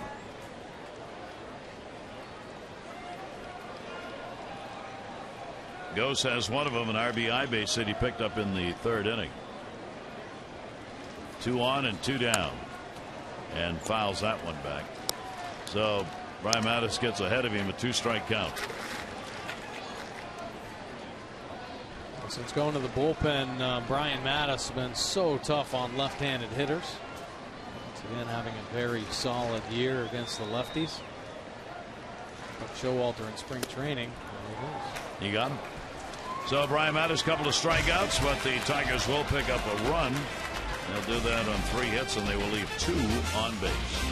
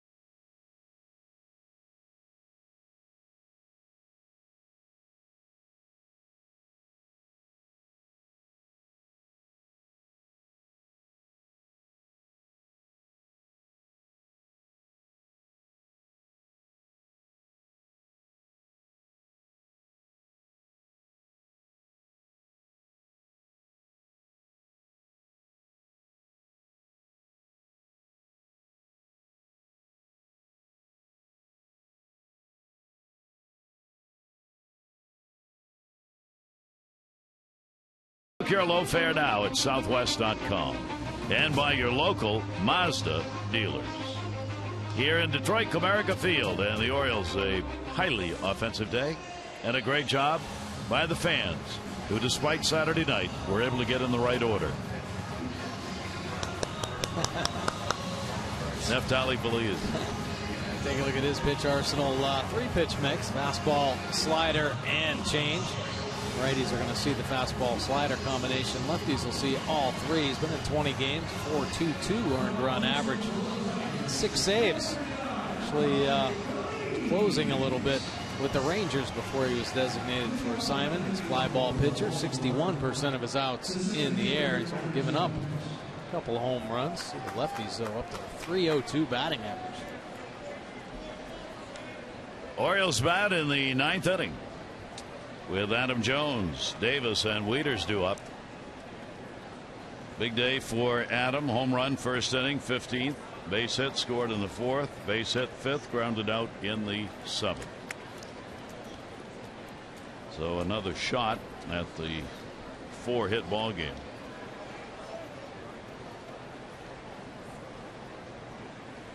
Phillies with a pitch to him, and that is in there for a strike at 93. Albuquerque worked an inning, 2 runs, 2 hits, a walk, and a strikeout. The only reliever for Detroit give up runs in the ball game. 0-1 pitch on the way is foul back. Healthy cut right there from Adam Jones on the 95-mile-an-hour fastball. Phillies getting that heater back, mid to high 90s with the fastball.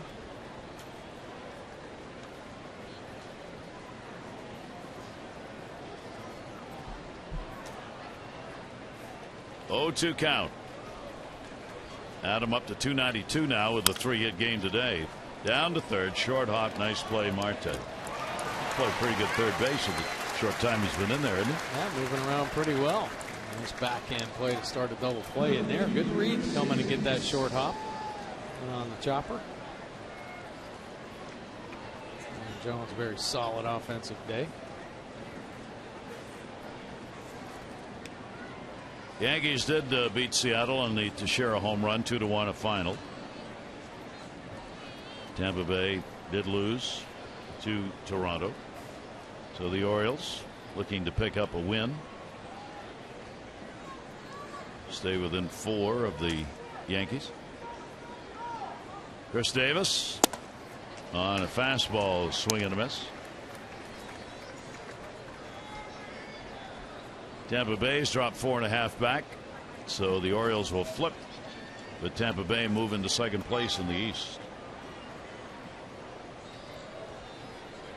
Chris Davis, base hit, a walk, 1 for 3 at the plate, will take the pitch away, and a 1-ball 1-strike count. Just power against power you'd expect in this at bat, with Phillies rearing back with that fastball, and Davis actually, with a pitcher he can look for a fastball against. 1-1 delivery on the way. Davis is going to take one to the gap, and a base hit goes to cut it off. So a couple of hits in the ball game for Chris Davis. This one in the 9th inning with 1 down. Chris Davis finally finding a hole on the right side of the field. Piece of hitting there. 14 hits in the ball game for the Orioles. Nolan Raimo will come on to run for Davis.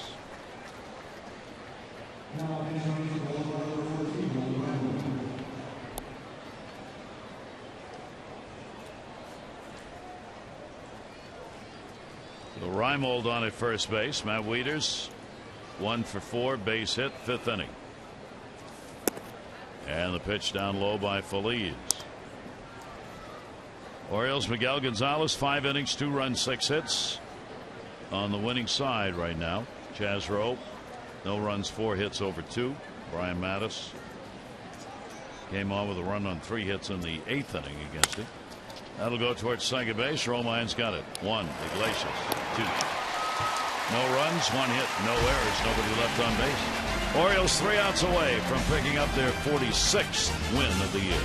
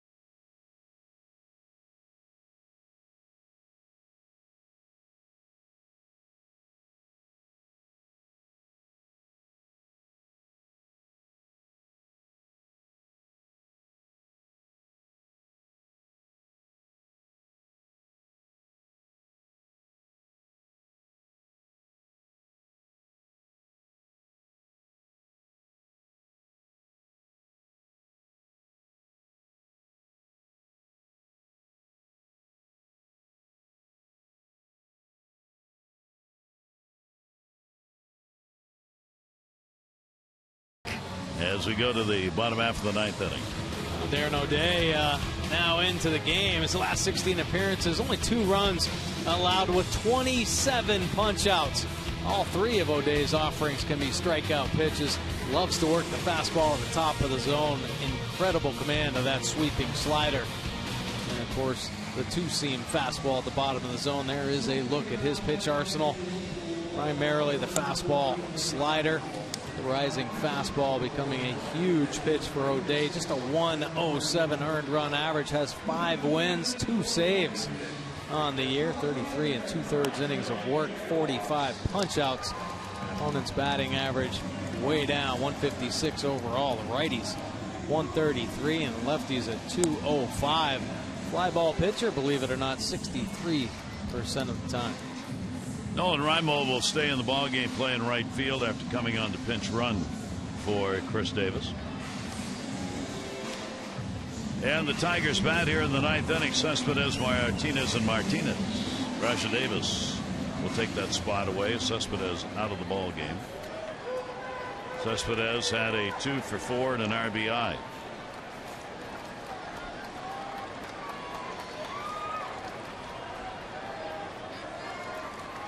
Adam Jones retrieving a ball on the field in center. Hold up here.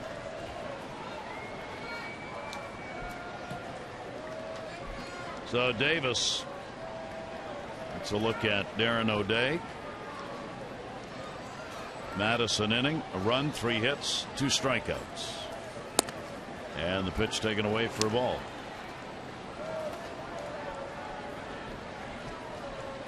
Davis a 3 for 8. A lifetime off Darren O'Day. Darren ranks 4th among relievers in the American League in ERA. 1.07. Finished up last year with the 25 holds, which was 4th in the league, compiling those same kind of numbers this year. Also picked up the 5 wins, which is 2nd among relievers. A few of those he'd just as soon give back. They came on blown saves and then scored runs, but hey, you won. 2 ball, 1 strike count. Rasha Davis in the air, right field. Reimold. 1 away, 9th inning. Yeah, nice to see for Darren O'Day making the All-Star team this year. 1 of 4 Orioles to represent the Birds in the All-Star game, and it's about time he got recognized. He has been a monster coming out of this Orioles bullpen the past few years. A huge reason why they've had the success that they've had, and backs it up with another very solid year this year. Victor Martinez, a base hit, a couple of strikeouts, and a fly ball out in the ball game. Oriole pitchers have held him just a couple of hits in the series, 2 for 10, and that one goes back under the screen. So the Orioles will be heading to New York after the ball game tonight with a good feeling. They end that streak of 4 consecutive lost series. Will pick up their 16th series win on the season.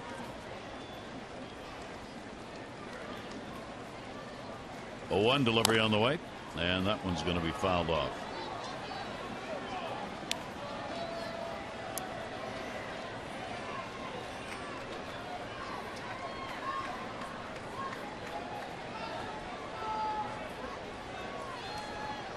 Martinez, the 0-2 count. Orioles will get a game above 500, and Detroit will drop back a game below 45 and 46. Will be fouled away.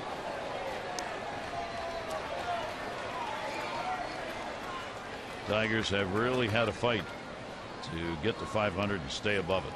Just have not been able to do it. Which is why many feel they've defined themselves already as a 500 ball club. And that's not going to be enough. 0-2 count, 1 down.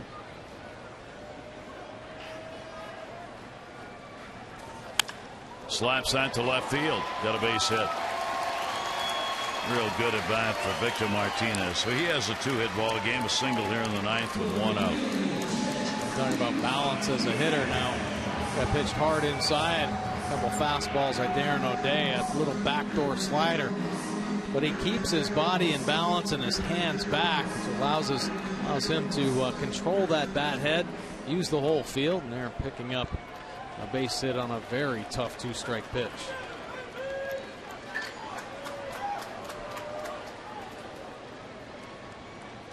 Each team now 14 hits. Fouled away. J.D. Martinez, a base hit. I couldn't help on that swing, but think of the hitting coach of the Tigers, Wally Joyner. That's a Wally Joyner swing. Yeah. Right there. Yeah, it really is. I mean, Joyner would do that even when he was ahead on the count, sometimes take the ball the other way. There's Wally, real good major league hitter. Yeah. But a guy who took the ball where it was pitched.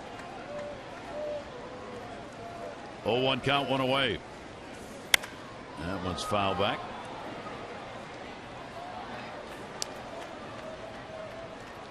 The pitcher's picture seems darker on your screen. The problem is not in your set, nor is it here at our studios. It's God. Dark clouds. Clouds rolling in. They are. Lights have been on and taking a little effect here right now. That'll be fouled back into the screen. J.D. Martinez, 0-2 count. You see those dark clouds coming in from the right field side, and the lights on. Finished the ball game last night just as the rain started. Didn't rain very much though. Here's the 0-2 pitch by O'Day. That'll sweep outside. J.D. Martinez. A 1-ball 2-strike count. You fall behind Darren O'Day. He has a lot of different ways to get you out. Ride it to the top of the zone and spread the slider there. He always wants the high fastball here. And foul tipped it into the middle. And there are 2 down. That is his go-to. Most hitters look to bring sidearm pitchers up in the zone, but this one rises up through the zone many times over the top of the bat head.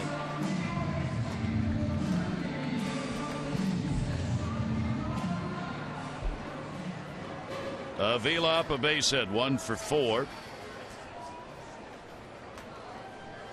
2 down, 9th inning. Orioles will take 2 out of 3 here in Detroit and get to see the Tigers in a 4-game set at Camden Yards later this month. It'll be interesting to see what happens in between. Tigers will be coming in on the 30th of July for 4.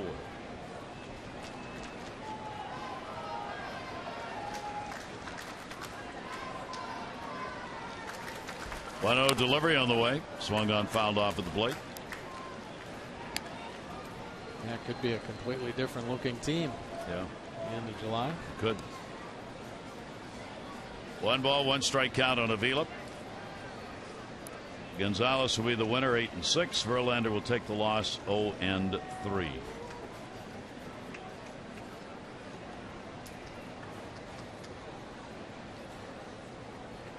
One ball, 1 strike O'Day, and will miss inside. Runner on at first, 2 down.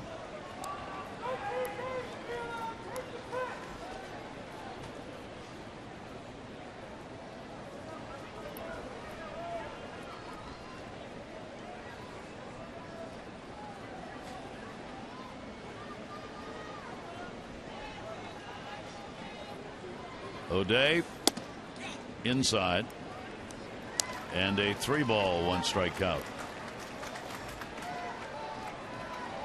Frustrated in himself right there.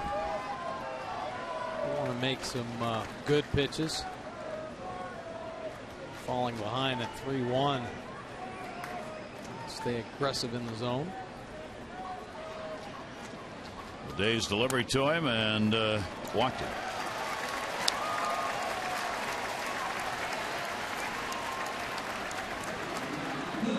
Oriole pitchers giving up only 3 walks in the ball game. A couple by Gonzalez, the starter. Now 1 by O'Day.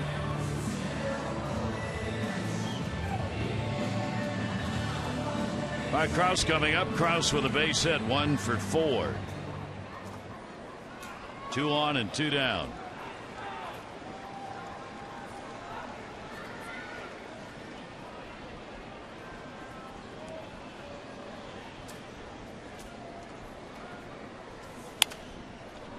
In the air and into the seats. Just barely. No chance for a play on it by Machado. Shift was on, so he was way over by second base. Well, we've had a lot of base runners in this ball game. 12 runs, 28 hits, 16 base runners left on.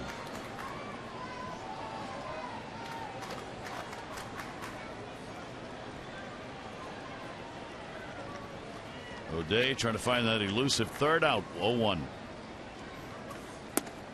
That'll be in there for a strike. So Krause taking, and it goes to 0-2.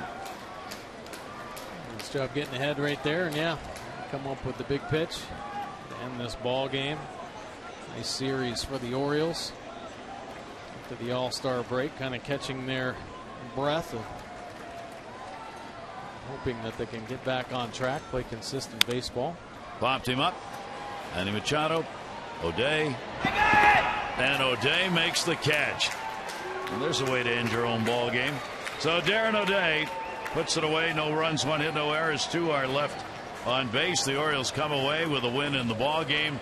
9-3 the final. They take the series 2 games out of 3 against the Detroit Tigers in a very offensive Sunday afternoon. For Darren O'Day, this is the part of the game he'll want to remember. Yeah, pretty nice play.